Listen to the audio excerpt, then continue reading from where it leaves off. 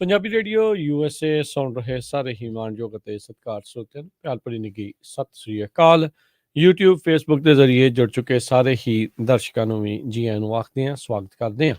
ਸਰੋਤਿਓ ਦਰਸ਼ਕੋ, ਅੱਜ ਦਾ ਇਹ ਜਿਹੜਾ ਵਿਸ਼ੇਸ਼ ਪ੍ਰੋਗਰਾਮ ਆ ਉਹ ਲੈ ਕੇ ਹਾਜ਼ਰ ਹੋ ਚੁੱਕੇ ਹਾਂ। ਸਾਂਝੀ ਸੱਥ ਹਰ ਜਿਹੜਾ ਜੀ 3 ਵਜੇ ਤੋਂ 4 ਵਜੇ ਤੱਕ ਐਵਰੀ ਡੇ ਵੀਕਡੇ ਦੇ ਵਿੱਚ ਆਪਾਂ ਲੈ ਕੇ ਹਾਜ਼ਰ ਹੁੰਦੇ ਹਾਂ। ਵੱਖ-ਵੱਖ ਵਿਸ਼ਿਆਂ ਦੇ ਉੱਤੇ ਆਪਾਂ ਗੱਲਬਾਤ ਕਰਦੇ ਹਾਂ। ਜਿਵੇਂ ਪਿਛਲੇ ਕੁਝ ਹਫ਼ਤਿਆਂ ਤੋਂ ਆਪਾਂ ਅਮਰੀਕਾ ਦੇ ਵਿੱਚ ਜਿਹੜੀਆਂ ਮਿਡ ਟਰਮ ਇਲੈਕਸ਼ਨਸ ਆ ਉਸ ਨੂੰ ਲੈ ਕੇ ਚਰਚਾ ਕਰਦੇ ਆ ਰਹੇ ਹਾਂ। ਵੱਖ-ਵੱਖ ਕੈਂਡੀਡੇਟਸ ਦੇ ਨਾਲ ਗੱਲਬਾਤ ਜਿਹੜੀ ਉਹ ਤੁਹਾਡੀ ਕਰਵਾਈ ਆ, ਉਹਨਾਂ ਦੇ ਕੋਲੋਂ ਸਵਾਲ ਜਵਾਬ ਜਿਹੜੇ ਉਹ ਆਪਾਂ ਕੀਤੇ ਆ। ਸੋ ਅੱਜ ਦਾ ਜਿਹੜਾ ਇਸ਼ੂ, ਅੱਜ ਦਾ ਜਿਹੜਾ ਟੌਪਿਕ ਆ ਉਹ ਵੀ ਕੈਲੀਫੋਰਨੀਆ ਦੀਆਂ, ਅਮਰੀਕਾ ਦੀਆਂ ਇਲੈਕਸ਼ਨਸ ਦੇ ਨਾਲ ਕੈਲੀਫੋਰਨੀਆ ਦੇ ਵਿੱਚ ਵੱਖ-ਵੱਖ ਜਿਹੜੀਆਂ ਪ੍ਰੋਪੋਜੀਸ਼ਨਸ ਆਈਆਂ ਨੇ। ਸਾਰਿਆਂ ਦੇ ਘਰਾਂ 'ਚ ਹੁਣ ਬੈਲਟ ਪਹੁੰਚ ਚੁੱਕੇ ਹੋਣੇ ਆ। ਜੇ ਨਹੀਂ ਪਹੁੰਚੇ ਤਾਂ ਪਹੁੰਚ ਜਾਣਗੇ। ਆਮ ਪ੍ਰਟੀ ਸ਼ੋਰ ਉੱਦਾਂ ਪਹੁੰਚ ਹੀ ਗਏ ਹੋਣੇ ਆ। ਅਤੇ ਤੁਸੀਂ ਹੁਣ ਵੋਟ ਜਿਹੜੀ ਆ ਉਹ ਕਰਨੀ ਆ, ਅਤੇ ਉਸ ਦੇ ਵਿੱਚ ਕਿੱਦਾਂ ਹੁੰਦਾ ਆ, ਕਿੱਥੇ ਸਾਈਨ ਕਰਨੇ ਆ, ਕਿਵੇਂ ਕਰਨਾ ਤਾਂ ਜੋ ਵੋਟ ਤੁਹਾਡੀ ਖਰਾਬ ਨਾ ਹੋਵੇ, ਉਸ ਨੂੰ ਲੈ ਕੇ ਵੀ ਆਪਾਂ ਚਰਚਾ ਕਰਾਂਗੇ, ਗੱਲਬਾਤ ਕਰਾਂਗੇ। ਅਤੇ ਜਿਹੜੀਆਂ ਪ੍ਰੋਪੋਜੀਸ਼ਨਸ ਕੈਲੀਫੋਰਨੀਆ ਅਤੇ ਕੁਛ ਕੁ ਲੋਕਲ ਜਿਹੜੇ ਮੈਜਰਸ ਆ ਰਹੇ ਆ ਉਹਨਾਂ ਬਾਰੇ ਜਿਹੜੀ ਉਹ ਆਪਾਂ ਚਰਚਾ ਕਰਾਂਗੇ। ਅਤੇ ਮੇਰੇ ਨਾਲ ਇਸ ਗੱਲਬਾਤ ਦੇ ਵਿੱਚ ਜੁੜਨ ਜਾ ਰਹੇ ਨੇ ਜਕਾਰਾ ਮੂਵਮੈਂਟ ਤੋਂ ਨੈਨਦੀਪ ਸਿੰਘ ਜੀ। ਸਭ ਤੋਂ ਪਹਿਲਾਂ ਜੀ ਆਇਆਂ ਨੂੰ ਆਖਦੇ ਹਾਂ। ਨੈਨਦੀਪ, ਸਵਾਗਤ ਹੈ। ਸਤਿ ਸ਼੍ਰੀ ਅਕਾਲ ਜੀ। ਸਤਿ ਸ਼੍ਰੀ ਅਕਾਲ ਜੀ। ਵਾਹਿਗੁਰੂ ਖਾਲਸਾ, ਵਾਹਿਗੁਰੂ ਜੀ ਫਤਿਹ ਜੀ। ਵਾਹਿਗੁਰੂ ਜੀ ਕਾ ਖਾਲਸਾ, ਵਾਹਿਗੁਰੂ ਜੀ ਕੀ ਫਤਿਹ। ਤੇ ਇਸੇ ਤਰੀਕੇ ਨਾਲ ਪਿਛਲੀ ਵਾਰੀ ਇਲੈਕਸ਼ਨ ਦੇ ਵਿੱਚ ਵੀ ਆਪਣੇ ਨਾਲ ਜਕਾਰਾ ਦੇ ਨਾਲ ਕੰਮ ਵੀ ਕਰਦੇ ਨੇ, ਅਤੇ ਉੱਦਾਂ ਆਪਣਾ ਵੱਖਰਾ ਜਿਹੜਾ ਆ ਜੋਬ ਵੀ ਕਰਦੇ ਨੇ। ਅਤੇ ਇਹ ਹਰਫਤਿਹ ਸਿੰਘ ਇਹ ਆਪਣੇ ਨਾਲ ਜੁੜ ਚੁੱਕੇ ਨੇ, ਅਤੇ ਇਹ ਵੀ ਆਪਾਂ ਨੂੰ ਪ੍ਰੋਪੋਜੀਸ਼ਨਸ ਦੇ ਬਾਰੇ ਦੱਸਣਗੇ, ਖਾਸ ਕਰਕੇ ਅੰਗਰੇਜ਼ੀ ਤੋਂ ਅਨੁਵਾਦ ਕਰਕੇ ਪੰਜਾਬੀ ਦੇ ਵਿੱਚ ਕਰਨ ਦੀ ਜਿਹੜੀ ਇਹਨਾਂ ਦਾ ਹਮੇਸ਼ਾ ਉਪਰਾਲਾ ਜਿਹੜਾ ਉਹ ਰਹਿੰਦਾ ਆ। ਹਰਫਤਿਹ ਜੀ, ਸਵਾਗਤ ਹੈ ਜੀ ਆਇਆਂ ਨੂੰ। ਸਤਿ ਸ਼੍ਰੀ ਅਕਾਲ ਜੀ। ਸਤਿ ਸ਼੍ਰੀ ਅਕਾਲ ਸਾਰੇ ਸਰੋਤਿਆਂ ਨੂੰ। ਵਾਹਿਗੁਰੂ ਜੀ ਕਾ ਖਾਲਸਾ, ਵਾਹਿਗੁਰੂ ਜੀ ਕੀ ਫਤਿਹ ਜੀ। ਵਾਹਿਗੁਰੂ ਜੀ ਕੀ ਫਤਿਹ। ਸੋ ਗੱਲਬਾਤ ਦੀ ਸ਼ੁਰੂਆਤ ਹਰਫਤਿਹ ਤੇ ਨੈਨਦੀਪ ਆਪਾਂ ਜਿਹੜੀ ਉਹ ਕਰਦੇ ਹਾਂ ਵੋਟਿੰਗ ਨੂੰ ਲੈ ਕੇ, ਇਲੈਕਸ਼ਨਸ ਨੂੰ ਲੈ ਕੇ। ਸਭ ਤੋਂ ਪਹਿਲਾਂ ਤਾਂ ਆਪਾਂ ਇਸੇ ਚੀਜ਼ ਦੇ ਉੱਤੇ ਥੋੜ੍ਹੀ ਚਰਚਾ ਕਰਦੇ ਹਾਂ, ਫਿਰ ਆਪਾਂ ਪ੍ਰੋਪੋਜੀਸ਼ਨਸ ਦੇ ਵੱਲ ਨੂੰ ਵੀ ਜਿਹੜਾ ਉਹ ਵੱਧਦੇ ਹਾਂ। ਵੋਟਿੰਗ ਦੇ ਵਿੱਚ ਮੈਂ ਦੇਖ ਰਿਹਾ ਵੀ ਹੁਣ ਅੱਗੇ ਦੇ ਨਾਲੋਂ ਜਿਹੜੇ ਪੰਜਾਬੀ ਨੇ ਜਾਂ ਸਿੱਖ ਨੇ ਉਹਨਾਂ ਦਾ ਰੁਝਾਨ ਪਹਿਲਾਂ ਦੇ ਨਾਲੋਂ ਬੈਟਰ ਆ, ਪਹਿਲਾਂ ਦੇ ਨਾਲੋਂ ਥੋੜ੍ਹਾ ਜ਼ਿਆਦਾ ਇਸ ਚੀਜ਼ ਨੂੰ ਜਿਹੜਾ ਉਹ ਸਮਝ ਰਹੇ ਨੇ, ਪੋਲੀਟੀਕਲੀ ਅਵੇਅਰ ਜਿਹੜਾ ਉਹ ਹੋ ਰਹੇ ਆ। ਅਤੇ ਆਪਾਂ ਜੇ ਫਿਰ ਇੱਕ ਵਾਰੀ ਗੱਲ ਕਰੀਏ, ਕਿਉਂ ਆਪਣੀ ਵੋਟ ਇੰਨੀ ਇੰਪੋਰਟੈਂਟ ਆ, ਕਿਉਂ ਆਪਾਂ ਨੂੰ ਵੋਟ ਜਦੋਂ ਵੀ ਮੌਕਾ ਮਿਲਦਾ ਉਹ ਪਾਉਣੀ ਚਾਹੀਦੀ ਆ?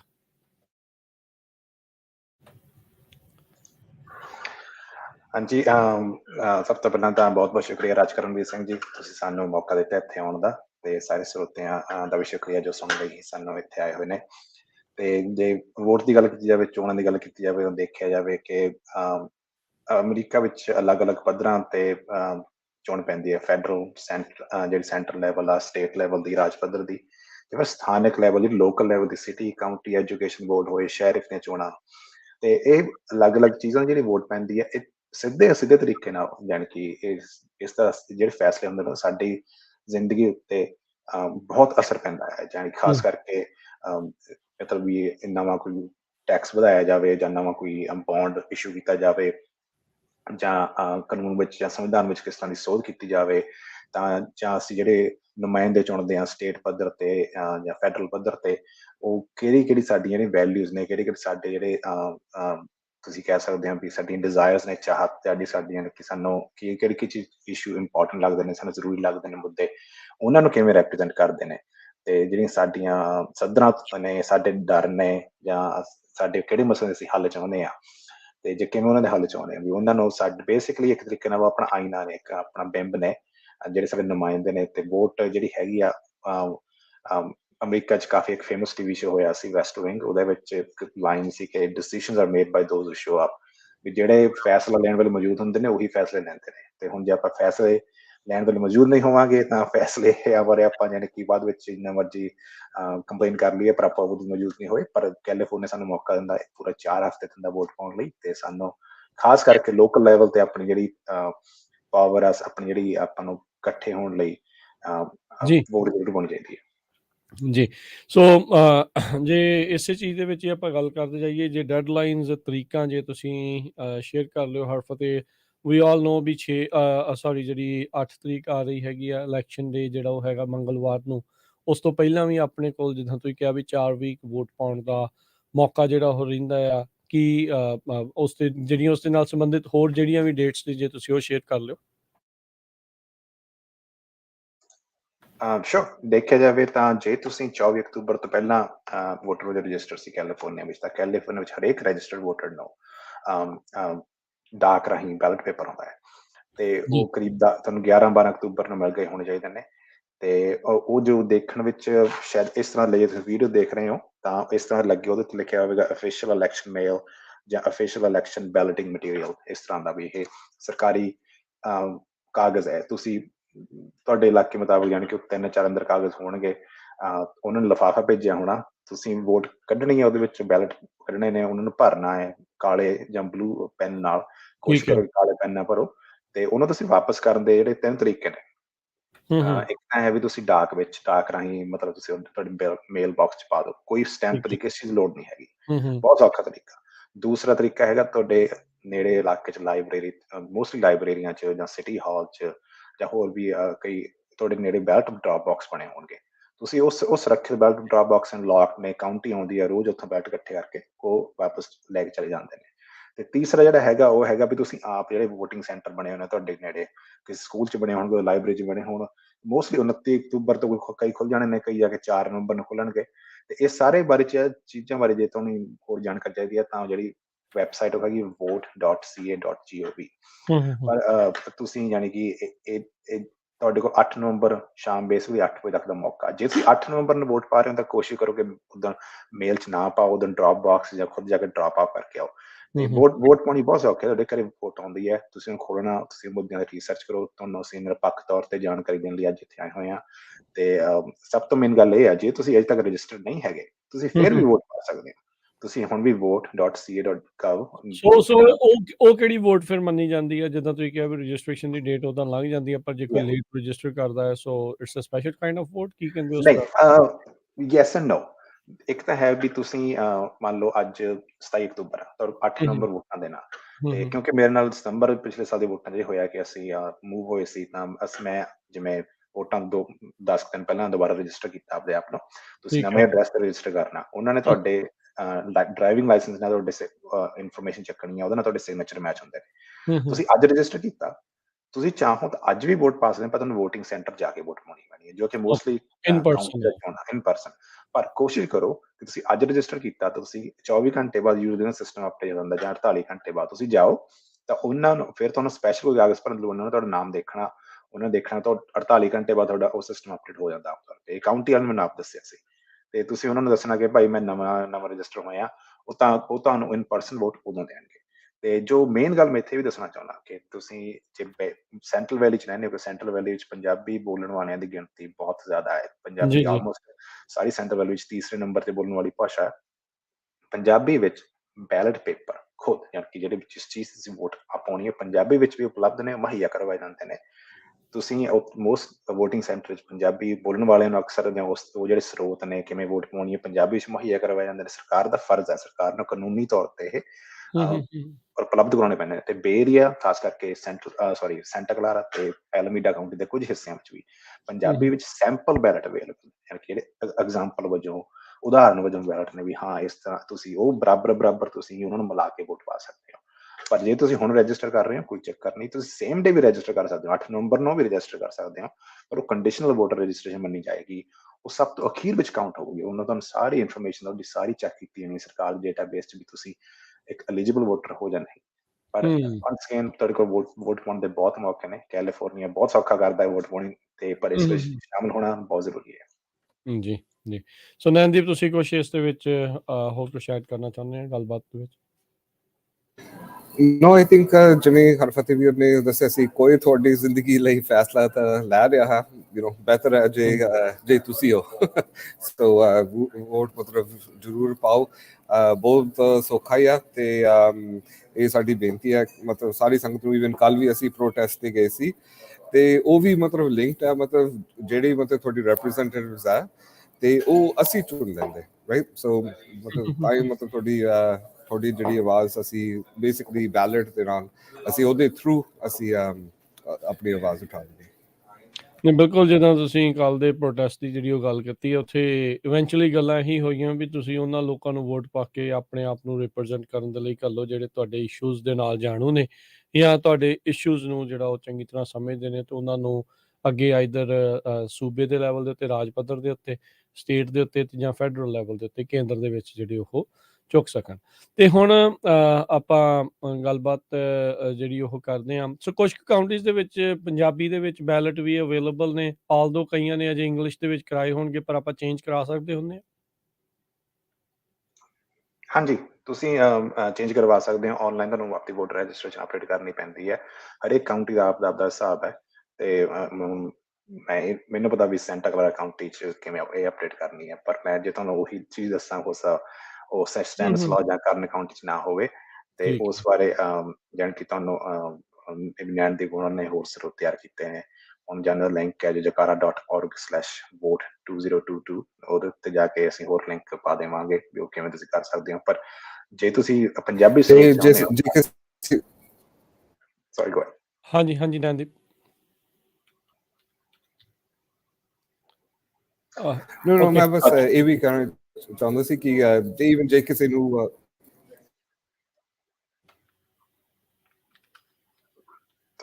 ਲੱਗਦਾ ਤੁਹਾਡਾ ਲਿੰਕ ਫ੍ਰੀਜ਼ ਹੋਇਆ ਸੀ। ਅਤੇ ਜੇ ਜਾਣੀ ਕਿ ਤੁਸੀਂ ਪੰਜਾਬੀ ਵਿੱਚ ਵੋਟ ਪਾਉਣੀ ਹੈ, ਤੁਸੀਂ ਵੋਟਿੰਗ ਸੈਂਟਰ ਵਿੱਚ ਵੀ ਜਾ ਕੇ ਵੋਟ ਪਾ ਸਕਦੇ ਹੋ। ਉਹਨਾਂ ਨੇ ਤੁਹਾਨੂੰ ਉੱਤੇ ਪੰਜਾਬੀ 'ਚ ਸਾਰਾ ਕੁਝ ਟਰਾਂਸਲੇਟ ਮਟੀਰੀਅਲ ਉੱਥੇ ਮੁਹੱਈਆ ਕਰਵਾਇਆ ਹੋਣਾ ਹੈ। ਠੀਕ ਹੈ, ਚਲੋ ਬਹੁਤ ਵਧੀਆ। ਤੇ ਹੁਣ ਜੇ ਆਪਾਂ ਕੁਛ ਪ੍ਰੋਪੋਜੀਸ਼ਨਸ ਦੇ ਉੱਤੇ ਗੱਲਬਾਤ ਜਿਹੜੀ ਉਹ ਕਰਦੇ ਹਾਂ ਵੀ ਕੀ ਕੁਛ ਇਸ ਵਾਰ ਬੈਲਟ ਦੇ ਉੱਤੇ ਆ, ਜਿਹੜੀਆਂ ਤੇ ਪੋਲੀਟੀਕਲ ਪਾਰਟੀਜ਼ਨ ਜਾਂ ਈਵਨ ਨਾਨ ਪਾਰਟੀਜ਼ਨ ਜਿਹੜੇ ਕੈਂਡੀਡੇਟਸ ਆ, ਉਹ ਤਾਂ ਹਰ ਇੱਕ ਨੇ ਆਪੋ ਆਪਣੇ ਹਿਸਾਬ ਦੇ ਨਾਲ ਤੁਸੀਂ ਰਿਸਰਚ ਕਰ ਸਕਦੇ ਆ ਵੀ ਕੌਣ ਕਿੱਦਾਂ ਕਿਵੇਂ ਆ। ਦੇ ਜਸਟ ਟੂ ਮੈਨੀ, ਉਹ ਸਾਰਿਆਂ ਨੂੰ ਕਵਰ ਕਰਨਾ ਇੰਪੋਸੀਬਲ ਜਿਹੜਾ ਉਹ ਬਣ ਜਾਂਦਾ। ਪਰ ਇਹ ਜਿਹੜੀਆਂ ਪ੍ਰੋਪੋਜੀਸ਼ਨਸ ਆ ਜਿਨ੍ਹਾਂ ਦਾ ਅਸਰ ਸਾਰਿਆਂ ਦੇ ਉੱਤੇ ਜਿਹੜਾ ਉਹ ਪੈਣਾ ਹੀ ਆ। ਸੋ ਆਪਾਂ ਅੱਜ ਪਹਿਲਾਂ ਉਸ ਦੇ ਉੱਤੇ ਜਿਹੜੀ ਉਹ ਚਰਚਾ ਕਰਦੇ ਹਾਂ, ਗੱਲ ਕਰਦੇ ਹਾਂ। ਸੋ ਇਸ ਵਾਰ ਹਰਫਤਿਹ ਆਈ ਥਿੰਕ 7 ਪ੍ਰੋਪੋਜੀਸ਼ਨਸ ਔਨ ਬੈਲਟ ਹੈਗੀਆਂ ਆ। ਸੋ ਕਈ ਤਰੀਕੇ ਦੀਆਂ ਵੱਖ-ਵੱਖ ਉਸ ਦੇ ਵਿੱਚ ਚੀਜ਼ਾਂ ਜਿਹੜੀਆਂ ਉਹ ਹਨ। ਰੀਸੈਂਟਲੀ ਆਪਾਂ ਇਸੇ ਸਾਲ ਦੇ ਵਿੱਚ ਜਿਹੜਾ ਰੋ ਵਰਸਿਸ ਵੇਡ ਦਾ ਮੁੱਦਾ ਜਿਹੜਾ ਉਹ ਦੇਖਿਆ, ਜਦੋਂ ਸੁਪਰੀਮ ਕੋਰਟ ਨੇ ਓਵਰਟਰਨ ਜਿਹੜਾ ਕੀਤਾ ਸੀਗਾ ਰੋ ਵਰਸਿਸ ਵੇਡ ਦਾ ਕੇਸ ਆ। ਉਸ ਤੋਂ ਬਾਅਦ ਦੇ ਵਿੱਚ ਇਹ ਕਿਉਂਕਿ ਇਹ ਬਹੁਤ ਰੈੱਡ ਵਰਸਿਸ ਬਲੂ ਜਿਹੜਾ ਮੁੱਦਾ ਬਣ ਗਿਆ, red state versus blue state ਦਾ। ਇੱਕ ਕਹਿੰਦੇ ਵੀ ਅਸੀਂ ਪੂਰੀ ਸਪੋਰਟ ਕਰਨੀ ਹੈ, ਇੱਕ ਕਹਿੰਦੇ ਪੂਰੀ ਅਗੇਂਸਟ ਜਿਹੜਾ ਹੋ ਜਾਣਾ ਆ। ਸੋ ਹੁਣ ਕੈਲੀਫੋਰਨੀਆ ਜਿਹੜੀ ਕਿ ਇੱਕ ਬਲੂ ਸਟੇਟ ਮੰਨੀ ਜਾਂਦੀ ਆ, ਉਹਨਾਂ ਨੇ ਇਸੇ ਦੇ ਨਾਲ ਹੀ ਸੰਬੰਧਿਤ ਇੱਕ ਪ੍ਰੋਪੋਜੀਸ਼ਨ ਵੀ ਲੈ ਕੇ ਆਂਦੀ ਹੈ। ਹਾਂਜੀ, ਸੋ ਸਰੋਤਿਆਂ ਦੀ ਜਾਣਕਾਰੀ ਦੱਸਦੇ ਵੀ ਰੋ ਵੀ ਵੇਡ ਬੇਸਿਕਲੀ 1972 ਵਿੱਚ ਜਾਂ 73 ਵਿੱਚ ਐਕਚੁਅਲੀ ਸੁਪਰੀਮ ਕੋਰਟ ਨੇ ਇੱਕ ਫੈਸਲਾ ਦਿੱਤਾ ਸੀ ਕਿ ਅਮਰੀਕਾ ਦੇ ਸੰਵਿਧਾਨ ਵਿੱਚ ਸਿੱਧੇ ਤਰੀਕੇ ਨਾਲ ਪ੍ਰਾਈਵੇਸੀ ਦਾ ਹੱਕ ਹੈ। ਉਸ ਦੇ ਬਿਨਾਂ ਤੇ ਉਸ ਦੇ ਬੇਸਿਸ ਉੱਤੇ ਜੇ ਕੋਈ ਵੀ ਔਰਤ ਚਾਹਵੇ ਤਾਂ ਉਹ ਅਬੋਰਸ਼ਨ ਕਰਵਾ ਸਕਦੇ ਤੇ ਜੇ ਨਹੀਂ ਚਾਹੁੰਦੇ ਤਾਂ ਨਾ ਕਰਵਾਉਣ। ਤੇ ਉਹ ਸੁਪਰੀਮ ਕੋਰਟ ਨੇ 49 ਸਾਲ ਤੋਂ ਬਣਿਆ ਇਹ ਕਾਨੂੰਨ ਇਸ ਸਾਲ ਰੱਦ ਕਰ ਦਿੱਤਾ। ਕਾਨੂੰਨ ਜਾਣ ਕੇ ਜਿਹੜਾ ਉਹ ਨਿਯਮ ਸੀ ਉਹ ਰੱਦ ਕਰ ਦਿੱਤਾ। ਤੇ ਉਹਦੇ ਨਾਲ ਕੀ ਹੋਇਆ ਕਿ ਕਈ ਸਟੇਟਾਂ ਵਿੱਚ ਉਹਨਾਂ ਨੇ ਕੋਸ਼ਿਸ਼ ਕਰ ਰਹੇ ਨੇ ਵੀ ਅਬੋਰਸ਼ਨ ਬਿਲਕੁਲ ਬੈਨ ਕਰ ਦਿੱਤਾ ਜਾਵੇ। ਕਈ ਸਟੇਟਾਂ ਵਿੱਚ ਹੈ ਵੀ 6 ਹਫ਼ਤੇ ਬਾਅਦ ਜਾਂ 8 ਹਫ਼ਤੇ ਬਾਅਦ। ਤੇ ਇਹ ਜੋ ਅਲੱਗ-ਅਲੱਗ ਤਰ੍ਹਾਂ ਦੇ ਕਾਨੂੰਨ ਜਿਹੜੇ ਬਾਕੀ ਕਈ ਰਿਪਬਲਿਕਨ ਸਟੇਟਸ ਇੱਦਾਂ ਬਣ ਰਹੇ ਨੇ। ਕੈਲੀਫੋਰਨੀਆ, ਨਿਊਯਾਰਕ ਵਗੈਰਾ ਹੋਏ ਥੋੜੇ ਉਲਟ ਜਾ ਰਹੇ ਨੇ ਇਹ ਤੇ ਹੁਣ ਕੈਲੀਫੋਰਨੀਆ ਵਿੱਚ ਅਬੋਰਸ਼ਨ ਲੀਗਲ ਹੈ, ਪਰ ਕੈਲੀਫੋਰਨੀਆ ਚਾਹੁੰਦਾ ਹੈ ਕਿ ਸਟੇਟ ਚਾਹੁੰਦਾ ਵੀ ਅਸੀਂ ਆਪਣੇ ਜਿਹੜਾ ਸੰਵਿਧਾਨ ਆ, ਸਾਡਾ ਕਨਸਟੀਟਿਊਸ਼ਨ ਆ, ਉਹਦੇ ਵਿੱਚ ਇਹ ਪੱਕੇ ਤੌਰ ਤੇ ਦਰਜ ਕਰ ਦਈਏ। ਸੋ ਜਿਹੜਾ ਪ੍ਰੋਪੋਜੀਸ਼ਨ 1 ਹੈ ਕਨਸਟੀਟਿਊਸ਼ਨਲ ਅਮੈਂਡਮੈਂਟ ਆ, ਸੰਵਿਧਾਨਕ ਸੋਧ ਹੈ, ਇਹ ਪਾਸ ਹੁੰਦਾ ਹੈ ਤਾਂ ਸੰਵਿਧਾਨਕ ਸੋਧ ਕਹਿ ਰਹੀ ਹੈ ਕਿ ਤੁਸੀਂ ਜੇ ਅਬੋਰਸ਼ਨ ਕਰਵਾਉਣਾ ਚਾਹੁੰਦੇ ਤੁਹਾਨੂੰ ਉਹਦਾ ਵੀ ਹੱਕ ਹੈ, ਤੁਸੀਂ ਨਹੀਂ ਕਰਵਾਉਣਾ ਚਾਹੁੰਦੇ ਤੁਹਾਨੂੰ ਉਹਦਾ ਵੀ ਹੱਕ ਹੈ। ਤੁਸੀਂ ਕਿਸ ਤਰ੍ਹਾਂ ਦਾ ਗਰਭ ਨਿਰੋਧਕ ਜੋ ਕੋਈ ਕੰਟਰਾਸੈਪਟਿਵ ਵਰਤਣਾ ਤੁਹਾਨੂੰ ਉਹਦਾ ਵੀ ਹੱਕ ਹੈ, ਤੁਹਾਨੂੰ ਨਹੀਂ ਵਰਤਣਾ ਉਹਦਾ ਵੀ ਹੱਕ ਹੈ। ਬੇਸਿਕਲੀ ਜੋ ਤੁਹਾਡਾ ਹੱਕ ਹੈ ਉਹ ਤੁਹਾਡਾ ਹੱਕ ਹੈ।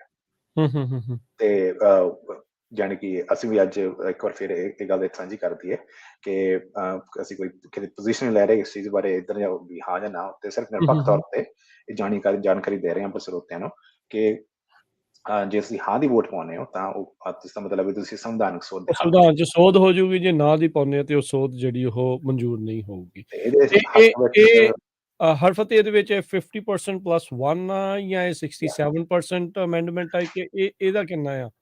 So I think a constitutional amendment, good question actually. ਮੈਂ ਆਪ ਦੇਖਿਆ ਨਹੀਂ, ਪਰ ਆਮ ਤੌਰ ਤੇ ਕੈਲੀਫੋਰਨੀਆ ਵਿੱਚ ਜੇ ਤੁਸੀਂ ਵੋਟ ਪਾਉਂਦੇ ਹੋ ਟੈਕਸ ਬਾਰੇ, ਹੂੰ, ਉਹਦੇ ਲਈ 2/3 ਜਾਂ 60% ਵੋਟ ਚਾਹੀਦੀ ਹੁੰਦੀ ਆ। ਹੂੰ, ਤੇ ਹੂੰ। ਪਰ ਇਹ ਜਾਣੀ ਕਿ ਜਿਹੜੀ ਇਹਨੂੰ ਪਾਸ ਚਲੋ ਕੋਈ ਹੋਣ ਲਈ ਨਹੀਂ, I ਆਪਾਂ think ਅੱਗੇ ਡਿਸਕਸ 55% ਕਰਕੇ ਵੋਟ ਚਾਹੀਦੀ ਹੈ। I'm pretty sure 50% ਪਲੱਸ ਇੱਕ ਵੋਟ ਚਾਹੀਦੀ ਆ। 50% ਪਲੱਸ ਇੱਕ ਵੋਟ ਆ। ਸੋ ਪ੍ਰੋਪੋਜੀਸ਼ਨ 1 ਜਿਹੜੀ ਆ ਗਰਭਪਾਤ ਨੂੰ ਲੈ ਕੇ ਆ, ਅਬੋਰਸ਼ਨ ਨੂੰ ਜਿਹੜਾ ਉਹ ਲੈ ਕੇ ਆ, ਇਹਦੇ ਵਿੱਚ ਤੁਸੀਂ ਕਰਾਉਣਾ ਨਹੀਂ ਕਰਾਉਣਾ, ਇਹ ਪ੍ਰੋਪੋਜੀਸ਼ਨ 1 ਕਹਿੰਦੀ ਵੀ ਇਹ ਤੁਹਾਡਾ ਹੱਕ ਆ। ਤੇ ਜੇ ਕਾਂਟਰਾਸੈਪਟਿਵ ਵਰਤਣੇ ਆ ਨਹੀਂ ਵਰਤਣੇ ਆ ਤੁਹਾਡਾ ਹੱਕ ਹੈ। ਇਹਦੇ ਸਪੋਰਟ ਦੇ ਵਿੱਚ ਡੈਮੋਕ੍ਰੇਟ ਪਾਰਟੀ ਆ, ਗਵਰਨਰ ਨਿਊਸਮ ਆ, senator Alex Padilla, California medical association, nurse association, ਇਹ ਸਾਰੇ ਨੇ। ਤੇ ਜਿਹੜੇ ਓਪੋਨੈਂਟਸ ਆ ਰਿਪਬਲਿਕਨ ਪਾਰਟੀ ਜਿਹੜੀ ਉਹ ਕਹਿੰਦੇ ਵੀ ਇਹ ਜਿਹੜਾ ਰੀਪਰੋਡਕਟਿਵ ਫਰੀਡਮ ਦਾ ਜਿਹੜਾ ਰਾਈਟ ਹੈ, ਇਸ ਦੀ ਅਮੈਂਡਮੈਂਟ ਆ, ਇਹ ਨਹੀਂ ਹੋਣੀ ਚਾਹੀਦੀ ਇਸ ਦੇ ਵਿੱਚ, ਕਿਉਂਕਿ ਓਵਰਆਲ ਉਹ ਕਹਿੰਦੇ ਆ ਵੀ ਜਿਹੜਾ ਅਬੋਰਸ਼ਨ ਦੇ ਉੱਤੇ ਪੂਰਨ ਤੌਰ ਦੇ ਉੱਤੇ ਬੈਨ ਜਿਹੜਾ ਉਹ ਲੱਗਣਾ ਚਾਹੁੰਦਾ ਹੈ। ਸੋ ਇਹ ਹੁਣ ਇਹਨਾਂ ਦੇ ਸਟਾਂਸ ਨੇ। ਤੁਸੀਂ ਤੁਹਾਡੇ ਕੀ ਆ, ਤੁਹਾਡੇ ਆਪਣੇ ਨਿੱਜੀ ਵਿਚਾਰ ਕੀ ਆ, ਤੁਸੀਂ ਉਸ ਹਿਸਾਬ ਦੇ ਨਾਲ ਫਿਰ ਪ੍ਰੋਪੋਜੀਸ਼ਨ 1 ਦੇ ਉੱਤੇ ਵੋਟ ਜਿਹੜੀ ਉਹ ਪਾ ਸਕਦੇ ਹੈਗੇ ਆ। ਸੋ ਇਹ ਤਾਂ ਜਿਹੜੀ ਓਵਰਆਲ ਜਿਹੜੀ ਇਹ ਹੈਗੀ ਆ। ਪਰ ਸੋ ਉਹਦਾ ਹਰਫਤ ਜਨਰਲੀ ਸਪੀਕਿੰਗ ਨੈਨਦੀਪ, ਇਹ ਸਾਰੀਆਂ ਚੀਜ਼ਾਂ ਦੇ ਵਿੱਚ ਆਪਾਂ ਆਲਰੇਡੀ ਜਿਹੜਾ ਉਹ ਦੇਖਦੇ ਹਾਂ, ਕਈ ਵਾਰੀ ਇਹ ਚਰਚਾ ਚੱਲਦੀ ਆ ਵੀ ਇੱਦਾਂ ਦੀਆਂ ਚੀਜ਼ਾਂ ਬਹੁਤ ਡਿਵਾਈਸਿਵ ਜੀਆਂ ਜਿਹੜੀਆਂ ਉਹ ਬਣ ਜਾਂਦੀਆਂ, ਲੋਕਾਂ ਨੂੰ ਇਕੱਠੇ ਕਰਨ ਦੀ ਬਜਾਏ ਕਈ ਵਾਰੀ ਜਿਹੜਾ ਉਹ ਉਹਨਾਂ ਦੇ ਵਿੱਚ ਪਾੜਾ ਜਿਹੜਾ ਉਹ ਹੋਰ ਵਧਾ ਦਿੰਦੀਆਂ, ਕਿਉਂਕਿ ਆਪਾਂ ਦੇਖ ਰਹੇ ਹਾਂ ਵੀ ਮਸਲੇ ਬੜੇ ਪੋਲੀਟੀਕਲੀ ਚਾਰਜਡ ਬਣ ਜਾਂਦੇ ਆ। ਜੀ ਨੈਨਦੀਪ। ਨਹੀਂ, I mean I agree, ਮਤਲਬ ਪਰ I think ਜਿਹੜਾ ਮਾਹੌਲ ਹੈ ਦੇਸ਼ ਦੇ ਵਿੱਚ ਹੁਣੇ, ਜਿਹੜੀ ਪੋਲੀਟੀਕਲ ਲੀਡਰਸ ਉਹ ਚਾਹੁੰਦੇ ਕਿ ਸਾਨੂੰ ਡਿਵਾਈਡ ਕਰਨ। ਸੋ ਲਾਈਕ obviously, ਸੋ ਹੁਣ ਤੁਸੀਂ ਕਹਿ ਸਕਦੇ ਇੱਕ ਰਿਐਕਸ਼ਨ ਹੈ ਇੱਕ ਲੋਕਲ ਲੈਵਲ ਤੇ, ਕਿਉਂਕਿ ਜਿਹੜੇ ਡੌਬਸ ਦੇ ਡਿਸੀਜਨ ਸੀ ਉਹ ਸੀ ਕਿ ਫੈਡਰਲ ਲੈਵਲ ਤੇ ਅਸੀਂ ਕੁਝ ਨਹੀਂ ਕਰਨਾ, ਤੇ ਹੁਣ ਤੁਸੀਂ ਜੋ ਮਰਜ਼ੀ ਸਟੇਟ ਲੈਵਲ ਤੇ, ਹੁਣ ਸਟੇਟ ਲੈਵਲ ਤੇ ਫੈਸਲਾ ਬਣਨਾ ਹੀ ਪੈਣਾ। ਪਰ ਇੱਕ ਜਿਹੜੀ ਪ੍ਰੋਪੋਜੀਸ਼ਨਸ, ਉਹ ਮੈਂ ਤੁਹਾਨੂੰ ਇੱਕ ਚੀਜ਼ ਦੱਸਣੀ ਸੀ। ਸੋ ਜਿੰਨੇ ਸਾਰੇ 7 ਪ੍ਰੋਪੋਜੀਸ਼ਨਸ ਜਿਹੜੇ ਹੈਗੇ ਨੇ, ਉਹ ਸਿਰਫ ਮੈਜੋਰਟੀ ਚਾਹੀਦਾ ਹੈ, ਮਤਲਬ 50% +1। ਹਾਂਜੀ, ਸਿਰਫ ਜਿਹੜੀ ਲੋਕਲ ਮੈਜਰਸ, ਜਿਹੜੇ ਸਪੈਸੀਫਿਕ ਟੈਕਸਿਸ ਹੈਗੇ ਨੇ, ਹਾਂਜੀ, ਉਹ ਡਿਪੈਂਡ ਕਰਦੇ ਤੁਹਾਡੀ ਕਾਊਂਟੀ ਦੇ, ਤੁਹਾਡੇ ਜ਼ਿਲ੍ਹੇ ਦੇ ਡਿਪੈਂਡ ਕਰਦਾ। ਸੋ ਕਈਆਂ ਦਾ 2/3 ਆ, ਕਈਆਂ ਵੀ ਆਰ ਸਿਰਫ ਸਿੰਪਲ ਮੈਜੋਰਟੀ। ਸੋ ਉਹ ਵੀ ਡਿਪੈਂਡ ਔਨ ਯੂਰ, ਮਤਲਬ ਜਿਹੜੀ ਤੁਹਾਡੀ ਕਾਊਂਟੀ ਚਾਰਟਰ। ਤੇ ਉਹ ਵੀ ਇੱਕ ਫਰਕ ਹੈ ਕਿ ਜਿਹੜੇ ਪ੍ਰੋਪੋਜੀਸ਼ਨ ਦਾ ਮਤਲਬ ਹੈ ਇਹ ਸਟੇਟ ਵਾਈਡ ਲੈਵਲ, ਮਤਲਬ ਪੂਰੀ ਕੈਲੀਫੋਰਨੀਆ ਦੇ ਵਿੱਚ ਹੋ ਰਿਹਾ। ਤੇ ਜਿਹੜੇ ਮੈਜਰਸ ਆ ਉਹ ਜਿਹੜੀ ਤੁਹਾਡੀ ਲੋਕਲ ਕਾਊਂਟੀ ਕਲਰਕ ਜਾਂ ਮਤਲਬ ਇਲੈਕਸ਼ਨ ਕਮੇਟੀ, ਉਹ ਜਿਹੜੀ ਲੋਕਲ ਲੈਵਲ ਤੇ ਹੁੰਦਾ ਹੀ ਹੈ, ਜਿਹੜੇ ਸ਼ਹਿਰੀ ਲੈਵਲ ਤੇ ਜਾਂ ਸਕੂਲ ਬੋਰਡ ਲੈਵਲ ਤੇ ਜਾਂ ਇਵਨ ਕਾਊਂਟੀ ਲੈਵਲ ਤੇ, ਉਹਨੂੰ ਮੈਜਰ ਕਹਿੰਦੇ ਨੇ। ਸੋ ਇਹ ਵੀ ਇੱਕ ਫਰਕ ਹੈ। ਹਾਂਜੀ, ਤੇ ਇਹ ਵੀ ਆਈ ਥਿੰਕ ਐਡ ਕਰਦੀ ਹੈ ਵੀ ਤੁਸੀਂ ਜਿਵੇਂ ਕਹਿੰਦੇ ਪੋਲੀਟੀਕਲੀ ਚਾਰਜ ਡਿਸੀਜਨ ਬਣ ਜਾਂਦੇ ਨੇ। ਕੈਨਜ਼ਸ ਸਟੇਟ ਵਿੱਚ ਇਸ ਸਾਲ ਅਗਸਤ ਵਿੱਚ ਸੇਮ ਰੈਫਰੈਂਡਮ ਹੋਇਆ, ਪ੍ਰੋਪੋਜੀਸ਼ਨ ਹੋਇਆ ਵੀ ਕੈਨਜ਼ਸ ਤਾਂ ਟੈਕਨੀਕਲੀ ਬਲੂ ਸਟੇਟ ਨਹੀਂ ਮੰਨੀ ਜਾਂਦੀ, ਜਾਂ ਕਿ ਡੈਮੋਕ੍ਰੇਟ ਸਟੇਟ ਨਹੀਂ ਮੰਨੀ ਜਾਂਦੀ, ਪਰ ਉੱਥੇ ਵੀ ਇਹ ਜੇ ਅਬੋਰਸ਼ਨ ਨੂੰ ਬਰਕਰਾਰ ਰੱਖਣ ਵਾਲਾ ਜਿਹੜਾ ਰੈਫਰੈਂਡਮ ਆ ਉਹ 60-40 ਨਾਲ ਪਾਸ ਹੋਇਆ ਆਲਮੋਸਟਲੀ। ਸੋ ਇੱਕ ਚੀਜ਼ ਸੌਰੀ ਮੈਂ ਤੁਹਾਡੀ ਗੱਲ ਦੇ ਵਿੱਚ ਕੱਟ ਰਿਹਾ ਹਰਫਤ, ਵੀ ਇੱਕ ਚੀਜ਼ ਆਪਾਂ ਦੇਖਦੇ ਹਾਂ ਵੀ ਮਿਡ ਟਰਮ ਇਲੈਕਸ਼ਨਸ ਦੇ ਵਿੱਚ ਬਹੁਤ ਘੱਟ ਵੋਟਿੰਗ ਹੁੰਦੀ ਹੈ ਜਿਹੜੀ ਪ੍ਰੈਜ਼ੀਡੈਂਸ਼ੀਅਲ ਇਲੈਕਸ਼ਨ ਸਾਈਕਲ ਆ ਉਸ ਦੇ ਮੁਕਾਬਲੇ। ਸੋ ਇਹ ਹੋਰ ਵੀ ਜ਼ਿਆਦਾ ਇੰਪੋਰਟੈਂਟ ਬਣ ਜਾਂਦਾ ਲੋਕਾਂ ਦੇ ਲਈ ਵੋਟ ਪਾਉਣਾ, ਕਿਉਂਕਿ ਅੱਧੇ ਲੋਕਾਂ ਨੇ ਹੁਣ ਤੁਹਾਡਾ ਭਵਿੱਖ ਜਿਹੜਾ ਇੱਕ ਹਿਸਾਬ ਦੇ ਨਾਲ ਡਿਸਾਈਡ ਕਰਨਾ ਆ। ਜੇ ਪਹਿਲਾਂ 60% ਕਿਸੇ ਨੇ ਉਹਦੇ ਵਿੱਚ ਵੋਟ ਪਾਈ ਆ, 30-40% ਵੋਟਿੰਗ ਦੇ ਨਾਲ ਇਹ ਸਾਰੇ ਫੈਸਲਿਆਂ ਦੇ ਉੱਤੇ ਮੋਹਰ ਜਿਹੜੀ ਉਹ ਲੱਗ ਜਾਣੀ ਹੈ। ਸੋ ਇਹ ਹੋਰ ਵੀ ਜ਼ਿਆਦਾ ਇੰਪੋਰਟੈਂਟ ਹੁੰਦੇ ਆ ਵੀ ਜਦੋਂ ਮਿਡ ਟਰਮ ਇਲੈਕਸ਼ਨਸ ਦੇ ਵਿੱਚ ਇੱਦਾਂ ਦੀਆਂ ਚੀਜ਼ਾਂ ਜਿਹੜੀਆਂ ਆਉਂਦੀਆਂ, ਵੀ ਤੁਸੀਂ ਹੋਰ ਵੀ ਜ਼ਿਆਦਾ ਇਸ ਨੂੰ ਗੰਭੀਰਤਾ ਦੇ ਨਾਲ ਲੈ ਕੇ ਜਿਹੜੀ ਉਹ ਵੋਟ ਜਿਹੜੀ ਉਹ ਤੁਹਾਨੂੰ ਜ਼ਰੂਰ ਪਾਉਣੀ ਚਾਹੀਦੀ, ਕਿਉਂਕਿ ਕਈ ਵਾਰੀ ਬਹੁਤ ਸਾਰੇ ਵੋਟਰਸ ਵਨ ਇਸ਼ੂ ਵੋਟਰ ਹੁੰਦੇ ਆ, ਉਹਨਾਂ ਨੂੰ ਇੱਕ ਇਸ਼ੂ ਦੇ ਨਾਲ ਹੀ ਸੰਬੰਧ ਹੁੰਦਾ ਵੀ ਇਸ ਚੀਜ਼ ਦੇ ਉੱਤੇ ਜਿਹੜਾ ਉਹ ਕੀ ਹੋ ਰਿਹਾ, ਕਿਸੇ ਦੇ ਲਈ ਇਹ ਚੀਜ਼ ਜਿਹੜਾ ਇਹ ਇਸ਼ੂ ਆ ਉਹ ਵੀ ਉੱਦਾਂ ਦਾ ਜਿਹੜਾ ਹੋ ਸਕਦਾ। ਸੋ ਤੁਸੀਂ ਹੱਕ ਜਾਂ ਅਗੇਂਸਟ ਆ, ਜਿੱਦਾਂ ਵੀ ਆ, you need to raise your voice, ਤੁਹਾਨੂੰ ਆਵਾਜ਼ ਜਿਹੜੀ ਉਹ ਆਪਣੀ ਚੱਕਣੀ ਚਾਹੀਦੀ ਆ। ਤੁਸੀਂ ਆਪਣੀ ਵੋਟ ਪਾ ਕੇ ਬੇਸਿਕਲੀ ਇਹ ਆਵਾਜ਼ ਨੂੰ ਜਿਹੜਾ ਉਹ ਪੇਸ਼ ਕਰ ਸਕਦੇ ਹਾਂ। ਇੱਥੇ ਇੱਕ ਇਹ ਵੀ ਚੀਜ਼ ਮੈਂ ਨਾਲ ਹੀ ਐਡ ਕਰਦਾ ਜਾਵਾਂ ਵੀ ਜਿੱਦਾਂ ਹੁਣ ਕਾਉਂਟੀ ਦੇ ਵਿੱਚ ਹੋ ਸਕਦਾ ਵੀ ਇੱਕ ਪ੍ਰੋਪੋਜੀਸ਼ਨ ਕਿਸੇ ਇੱਕ ਜਿੱਦਾਂ ਸਾਡੀ ਫਰੈਜ਼ਨੋ ਕਾਉਂਟੀ ਆ, ਉੱਥੇ ਇਹ ਜਿਹੜੀ ਪ੍ਰੋਪੋਜੀਸ਼ਨ ਕੋਈ ਵੀ ਪ੍ਰੋਪੋਜੀਸ਼ਨ XYZ ਆਪਾਂ ਕਿਸੇ ਦੀ ਵੀ ਗੱਲ ਕਰਦੇ ਹਾਂ, ਉਹ ਇੱਥੇ ਹਾਰ ਜਾਵੇ ਪਰ ਓਵਰਆਲ ਕੈਲੀਫੋਰਨੀਆ ਦੇ ਵਿੱਚ ਉਹ ਜਿੱਤ ਜਾਵੇ। ਸੋ ਪਰ ਉਹਦਾ ਮਤਲਬ ਇਹ ਨਹੀਂ ਆ ਵੀ ਜੇ ਤੁਹਾਡੀ ਕਾਉਂਟੀ 'ਚ ਹਾਰੀ ਆ ਤੇ ਉਹ ਰਹਿ ਜਾਣੀ ਆ। ਉਹ ਓਵਰਆਲ ਕੈਲੀਫੋਰਨੀਆ ਨੇ ਜਿਹੜਾ ਟੋਟਲ ਕਿੱਦਾਂ ਵੋਟ ਕੀਤੀ ਆ ਉਹਦੇ ਹਿਸਾਬ ਦੇ ਨਾਲ ਜਿਹੜਾ ਉਹ ਚੱਲਣਾ ਆ। ਪਰ ਜਿਹੜੇ ਲੋਕਲ ਮੈਜਰਸ ਆ ਉਹ ਫਿਰ ਕਾਉਂਟੀ ਬੇਸਡ ਹੀ ਜਿਹੜਾ ਆ ਉਹਦੇ ਵਿੱਚ ਹੀ ਸਿਰਫ ਸੀਮਤ ਰਹਿੰਦੇ ਆ। ਸੋ ਇਹ ਇੱਕ ਵੱਡਾ ਡਿਫਰੈਂਸ਼ੀਏਸ਼ਨ ਜਿਹੜਾ ਉਹ ਰਹਿੰਦਾ। ਬਹੁਤ ਸਾਰੀ ਪ੍ਰੋਪੋਜੀਸ਼ਨਸ ਇੱਕ ਕਾਉਂਟੀ 'ਚ ਉਹ ਉਸਦੇ ਉਲਟ ਹੁੰਦਾ ਤੇ ਓਵਰਆਲ ਕੈਲੀਫੋਰਨੀਆ ਦੇ ਵਿੱਚ ਉਸਦੇ ਜਿਹੜਾ ਆ ਉਹ ਟੋਟਲ ਵਿਪਰੀਤ ਇੱਕ ਦੂਜੇ ਦੇ ਜਿਹੜਾ ਉਹ ਰਹਿੰਦਾ ਹੈ। ਪਰ ਜਿਹੜੀ ਕੈਲੀਫੋਰਨੀਆ ਦੀਆਂ ਟੋਟਲ ਵੋਟਸ ਆ ਉਹਦੇ ਹਿਸਾਬ ਦੇ ਨਾਲ ਫਿਰ ਪ੍ਰੋਪੋਜੀਸ਼ਨਸ ਜਿਹੜੀਆਂ ਉਹ ਡਿਸਾਈਡ ਹੁੰਦੀਆਂ ਨੇ। ਹਾਂਜੀ, ਤੇ ਤੁਸੀਂ ਗੱਲ ਕਰ ਰਹੇ ਸੀ ਵੀ ਵੋਟਾਂ ਘੱਟ ਪੈਂਦੀਆਂ ਨੇ। ਆਈ ਥਿੰਕ ਮੈਂ ਸ਼ੇਅਰ ਕਰ ਦੇਵਾਂ ਕਿ ਕੱਲ ਮੁਤਾਬਕ ਜੋ ਪੋਲੀਟੀਕਲ ਡੇਟਾ ਇੰਕ ਜੋ ਟਰੈਕ ਕਰਦਾ ਕਿੰਨੀ ਵੋਟ ਪੈ ਚੁੱਕੀ ਹੁੰਦਾ ਕੈਲੀਫੋਰਨੀਆ 'ਚ, ਕਰੀਬ 20.5 ਮਿਲੀਅਨ ਵੋਟ ਟੋਟਲ ਯਾਨੀ ਕਿ ਬੈਲਟ ਗਈਆਂ ਨੇ ਹੁਣ ਤੱਕ ਬਾਹਰ ਮੇਲ ਰਾਹੀਂ, ਕਰੀਬ 2 ਕਰੋੜ 5 ਲੱਖ। ਉਹਨਾਂ ਵਿੱਚ ਕਰੀਬ 1.8 ਮਿਲੀਅਨ ਸਿਰਫ 18 ਲੱਖ ਬੈਲਟ ਮੁੜੀਆਂ ਨੇ, ਕਰੀਬ 8% 9%। ਹਲੇ 10-12 ਦਿਨ ਹੈਗੇ ਨੇ, ਸਪੀਡ ਫੜ ਜਾਣੀ ਆ ਹੋਰ ਇਸ ਚੀਜ਼ ਨੇ। ਪਰ ਕੋਸ਼ਿਸ਼ ਕਰੋ ਕਿ ਤੁਸੀਂ ਜਲਦੀ ਵੋਟ ਪਾਓ, ਕਿਉਂਕਿ ਮੇਰੇ ਨਾਲ ਹੋਇਆ ਸੀ 1 ਸਾਲ ਕਿ ਮੈਂ ਥੋੜੀ ਜਾਣੀ ਕਿ ਇਲੈਕਸ਼ਨ ਦੇ 2 ਦਿਨ ਪਹਿਲਾਂ ਵੋਟ ਪਾਈ ਤੇ ਮੇਰੀ ਵੋਟ 10-11 ਦਿਨ ਕਾਊਂਟ ਨਾ ਹੋਈ ਤੇ ਬਾਅਦ ਵਿੱਚ ਉਹ ਕਹਿੰਦੇ ਵੀ ਤੁਹਾਡੇ ਸਿਗਨੇਚਰ 'ਚ ਤੁਸੀਂ ਜੀ ਮਤਲਬ ਜਾਂ ਤੁਹਾਡੇ ਐਸ ਸੀ ਏਦਾਂ ਲਿਖਦੇ ਹੁੰਦੇ ਸੀ, ਹੁਣ ਤੁਸੀਂ ਐਸ ਏਦਾਂ ਲਿਖੇ ਹੋਏ ਸੀ, ਤੁਹਾਡੇ ਸਿਗਨੇਚਰ ਪੂਰੇ ਮੈਚ ਨਹੀਂ ਕੀਤੇ, ਤੁਹਾਡੀ ਵੋਟ ਅਸੀਂ ਸੋ ਕੋਸ਼ਿਸ਼ ਕਰੋ ਕਿ ਪਹਿਲਾਂ ਵੋਟ ਪਾਓ ਜਲਦੀ ਤੋਂ ਜਲਦੀ। ਜੀ, ਆਪਾਂ ਅਗਲੀਆਂ ਪ੍ਰੋਪੋਜੀਸ਼ਨਸ ਦੇ ਵੱਲ ਵੱਧਦੇ ਹਾਂ ਤੇ ਹਰਫਤਿਹ ਚਲੋ ਹੁਣ ਤੁਸੀਂ ਸਾਈਨ ਦੀ ਇਸ ਵਿੱਚ ਗੱਲ ਕੀਤੀ ਆ ਵੀ ਮੈਚ ਨਹੀਂ ਕੀਤਾ, ਕੀ ਤੁਸੀਂ ਉਸ ਚੀਜ਼ ਉਹ ਥਾਂ ਜਿਹੜਾ ਇੱਕ ਵਾਰੀ ਉਹ ਲਿਫਾਫਾ ਮੇ ਵੀ ਜੇ ਤੁਸੀਂ ਸ਼ੋਅ ਕਰ ਸਕਦੇ ਆ ਵੀ ਕਿੱਥੇ ਸਾਈਨ ਕਰਨੇ ਆ, ਕਿੱਦਾਂ ਲਿਖਣਾ ਆ ਜਦੋਂ ਤੁਸੀਂ ਇੰਡੀਵਿਜੂਅਲੀ ਖੁਦ ਜਿਹੜਾ ਉਹ ਬੈਲਟ ਵਾਪਸ ਕਰਨਾ, ਜੇ ਤੁਹਾਡੇ ਕੋਲ ਇੱਥੇ ਮੌਜੂਦ ਹੈਗਾ ਉਹ ਲਿਫਾਫਾ ਤਾਂ ਤੁਸੀਂ ਉਹ ਦਿਖਾ ਸਕਦੇ ਆ ਤਾਂ ਜੋ ਜਿਹੜੇ ਇਸ ਟਾਈਮ ਦੇਖ ਰਹੇ ਨੇ ਆਪਣੇ ਦਰਸ਼ਕ ਵੀ ਉਹਨਾਂ ਨੂੰ ਵੀ ਜਿਹੜਾ ਇਸ ਚੀਜ਼ ਦੇ ਬਾਰੇ ਜਿਹੜਾ ਉਹ ਪਤਾ ਲੱਗੇ ਵੀ ਤਾਂ ਜੋ ਤੁਹਾਡੀ ਵੋਟ ਤੁਸੀਂ ਪਾਈ ਵੀ ਹੋਵੇ, ਮਿਹਨਤ ਵੀ ਕਰੋ, ਸਾਰਾ ਕੁਝ ਵੀ ਕਰੋ ਤੇ ਬਾਅਦ ਦੇ ਵਿੱਚ ਸਾਈਨ ਕਰਕੇ ਜਾਂ ਛੋਟੀ ਜਿਹੀ ਗਲਤੀ ਕਰਕੇ ਤੁਹਾਡੀ ਵੋਟ ਨਾ ਕਾਊਂਟ ਹੋਵੇ, ਉੱਦਾਂ ਨਾ ਹੋਵੇ। ਹਾਂਜੀ ਜ਼ਰੂਰ, ਦੇਖਿਆ ਜਾਵੇ ਬੈਲਟ ਜਿਹੜਾ ਤੁਹਾਡਾ ਹੈਗਾ ਵੀ ਆਮ ਤੌਰ ਤੇ ਚਿੱਟੇ ਲਿਫਾਫੇ 'ਚ ਆਉਂਦਾ ਯੂਜੂਅਲੀ, ਆਮ ਤੌਰ ਤੇ ਜ਼ਰੂਰੀ ਨਹੀਂ। ਤੇ ਦੇਖਿਆ ਜਾਵੇ ਤਾਂ ਤੁਸੀਂ ਜਿਹੜਾ ਬੈਲਟ ਮੋੜਨਾ ਹੁੰਦਾ ਉਹ ਕਰੀਬ ਨੀਲੇ ਰੰਗ ਦਾ ਹੁੰਦਾ ਆਮ ਤੌਰ ਤੇ ਇਸ ਤਰ੍ਹਾਂ ਦਾ, ਤੇ ਤੁਸੀਂ ਉਹਦੇ ਪਿੱਛੇ ਉਹਨਾਂ ਲਿਖਿਆ ਹੁੰਦਾ, ਤੁਹਾਡਾ ਨਾਮ ਲਿਖਿਆ ਹੁੰਦਾ ਉਹਦੇ ਪਿੱਛੇ, ਤੇ ਮੈਂ ਕੋਸ਼ਿਸ਼ ਕਰ ਰਿਹਾ ਆਪਦਾ ਯਾਨੀ ਕਿ ਨਾਮ ਐਡਰੈਸ ਵਗੈਰਾ ਕਵਰ ਕਰਕੇ ਤੁਸੀਂ ਉਹਦੇ ਥੱਲੇ ਐਡਰੈਸ ਸਾਈਨ ਕਰਨੇ ਹੁੰਦੇ ਆ, ਥੱਲੇ ਐਡਰੈਸ ਲਿਖਣਾ ਹੁੰਦਾ ਆਮ ਤੌਰ ਤੇ, ਯਾਨੀ ਕਿ ਇਹ ਤੇ ਬਸ ਇਹ ਲਿਫਾਫੇ ਦੇ ਵਿੱਚ ਵੋਟ ਪਾਉਣੀ ਆ, ਲਿਫਾਫਾ ਬੰਦ ਕਰਨਾ, ਥੱਲੇ ਵਾਲੇ ਪਾਸੇ ਸਾਈਨ ਕਰਨੇ ਨੇ ਤੇ ਉੱਪਰ ਆਮ ਤੌਰ ਤੇ ਉਹਨਾਂ ਨੇ ਜਗ੍ਹਾ ਖਾਲੀ ਛੱਡੀ ਹੁੰਦੀ। ਜੇ ਕੋਈ ਹੋਰ ਤੁਹਾਡੀ ਬੈਲਟ ਮੋੜ ਰਿਹਾ, ਮੰਨ ਲਓ ਵੀ ਜਿਹੜੇ ਜਿਵੇਂ ਕਈ ਸੀਨੀਅਰ ਨੇ ਨਰਸਿੰਗ ਹੋਮ ਵਗੈਰਾ 'ਚ ਰਹਿੰਦੇ ਨੇ, ਉਹ ਜਿਵੇਂ ਡਰੋਪ ਆਫ ਨਹੀਂ ਕਰ ਸਕਦੇ ਬੈਲਟਾਂ ਦਾ, ਤੇ ਆਪਣੇ ਜੋ ਬਜ਼ੁਰਗ ਨੇ ਹਨਾ, ਤੇ ਉਹ ਜੇ ਕੋਈ ਹੋਰ ਮੋੜ ਰਿਹਾ, ਮੰਨ ਲਓ ਤੁਹਾਡਾ ਬੇਟਾ, ਤੁਹਾਡੀ ਬੇਟੀ, ਇਸ ਤਰ੍ਹਾਂ ਤੁਸੀਂ ਉਹਦਾ ਨਾਮ ਲਿਖ ਸਕਦੇ ਹੋ ਤੇ ਵੀ ਇਹ ਬੰਦਾ ਯਾਨੀ ਕਿ ਮੇਰਾ ਰਿਲੇਟਡ ਹੈ ਇੱਦਾਂ ਵੀ ਇਹ ਮੇਰਾ ਬੈਲਟ ਮੋੜ ਰਿਹਾ। ਪਰ ਤੁਸੀਂ ਆਪਦੇ ਸਾਈਨ ਕਰੋ, ਕੋਸ਼ਿਸ਼ ਕਰੋ ਵੀ ਤੁਹਾਡੇ ਸਾਈਨ ਉਹੀ ਹੋਣ ਜਿਹੜੇ ਤੁਹਾਡੇ ਡਰਾਈਵਿੰਗ ਲਾਇਸੈਂਸ ਦੇ ਉੱਤੇ ਨੇ, ਕਿਉਂਕਿ ਉਹਨਾਂ ਨੇ ਉਹਦੇ ਨਾਲ ਉਹ ਚੀਜ਼ ਮੈਚ ਕਰਨੀ ਆ ਤੇ ਉਹ ਯਾਨੀ ਕਿ ਸਿਗਨੇਚਰ ਮੈਚਿੰਗ ਕਹਿੰਦੇ ਨੇ ਨਾ, ਵੀ ਇਸ ਤਰੀਕੇ ਨਾਲ ਦੇਖਦੇ ਨੇ ਕਿ ਬੰਦਾ ਸਹੀ ਆ ਜਾਂ ਨਹੀਂ ਜਿਹੜਾ ਵੋਟ ਪਾ ਰਿਹਾ। ਜੀ, ਜਿਹੜੇ ਨਹੀਂ ਡਰਾਈਵ ਕਰਦੇ ਉਹਨਾਂ ਕੋਲ ਸਟੇਟ ਆਈਡੀ ਹੋਊਗੀ, ਫਿਰ ਉਹ ਸਟੇਟ ਆਈਡੀ ਦੇ ਹਿਸਾਬ ਦੇ ਨਾਲ ਮੈਚ ਕਰਦੇ ਆ। ਸੋ ਇਹ ਨਾ ਬੰਦਾ ਸੋਚੇ ਵੀ ਮੇਰੇ ਕੋਲ ਡਰਾਈਵਿੰਗ ਲਾਇਸੈਂਸ ਨਹੀਂ ਤੇ ਮੈਂ ਵੋਟ ਨਹੀਂ ਪਾ ਸਕਦਾ। ਤੁਹਾਡੇ ਕੋਲ ਦੋਨੋਂ ਨਹੀਂ ਹੈ, ਜੋ ਵੀ ਪਿਛਲੇ ਰੀਸੈਂਟਲੀ ਮੈਂ ਕਿਸੇ ਨੂੰ ਰਜਿਸਟਰ ਕਰ ਰਿਹਾ ਸੀ, ਉਹ 19-20 ਸਾਲ ਦੇ ਸੀ ਤੇ ਹੁਣ ਤੇ ਯੰਗ ਜਨਰੇਸ਼ਨ ਕਈ ਵਾਰ ਡਰਾਈਵਿੰਗ ਲਾਇਸੈਂਸ ਲੇਟ ਲੈਂਦੀ ਆ, ਆਪਾਂ ਪਹਿਲਾਂ ਹੀ ਲੈ ਲਈਦਾ ਸੀ। ਉਹਨਾਂ ਨੇ ਕੋਲ ਲਾਇਸੈਂਸ ਨਹੀਂ ਸੀ, ਉਹਨਾਂ ਕੋਲ ਸਟੇਟ ਆਈਡੀ ਨਹੀਂ ਸੀ, ਉਹ ਤੁਸੀਂ ਉਹ ਪੇਪਰ ਰਾਹੀਂ ਰਜਿਸਟਰ ਕੀਤਾ ਉਹਨਾਂ ਨੇ ਵੋਟ ਪਾਉਣ ਲਈ, ਜਿਹੜੇ ਤੁਹਾਡੇ ਉਹ ਪੇਪਰ ਫਾਰਮ ਤੇ ਸਾਈਨ ਸੀਗੇ ਨਾ ਵੋਟਰ ਰਜਿਸਟ੍ਰੇਸ਼ਨ ਲਈ, ਉਹਨਾਂ ਨੇ ਉਹਦੇ ਨਾਲ ਮੈਚ ਕਰਨੇ ਉਹਨਾਂ ਸਿਗਨੇਚਰ। ਸੋ ਅਗਲੀ ਪ੍ਰੋਪੋਜੀਸ਼ਨ ਦੀ ਆਪਾਂ ਗੱਲ ਕਰੀਏ, ਆਈ ਥਿੰਕ ਇਹ ਉਹਨਾਂ ਪ੍ਰੋਪੋਜੀਸ਼ਨਸ ਆ ਜਿਨ੍ਹਾਂ ਉੱਤੇ ਕਾਫੀ ਜਿਹੜਾ ਇਸ ਟਾਈਮ ਮਨੀ ਸਪੈਂਡ ਜਿਹੜੀ ਉਹ ਹੋ ਰਹੀ ਆ। ਪ੍ਰੋਪੋਜੀਸ਼ਨ 26 ਦੀ ਜੇ ਆਪਾਂ ਗੱਲ ਕਰੀਏ, ਸੋ ਹਰਫਤਿਹ ਦੱਸਿਓ ਜੀ ਕੀ ਹੈ ਜੀ ਇਹ ਪ੍ਰੋਪੋਜੀਸ਼ਨ 26? Actually, so maybe मैं थोड़ी जा like हरफतह तो पहला I'm just going to kind of provide थोड़ी जी context।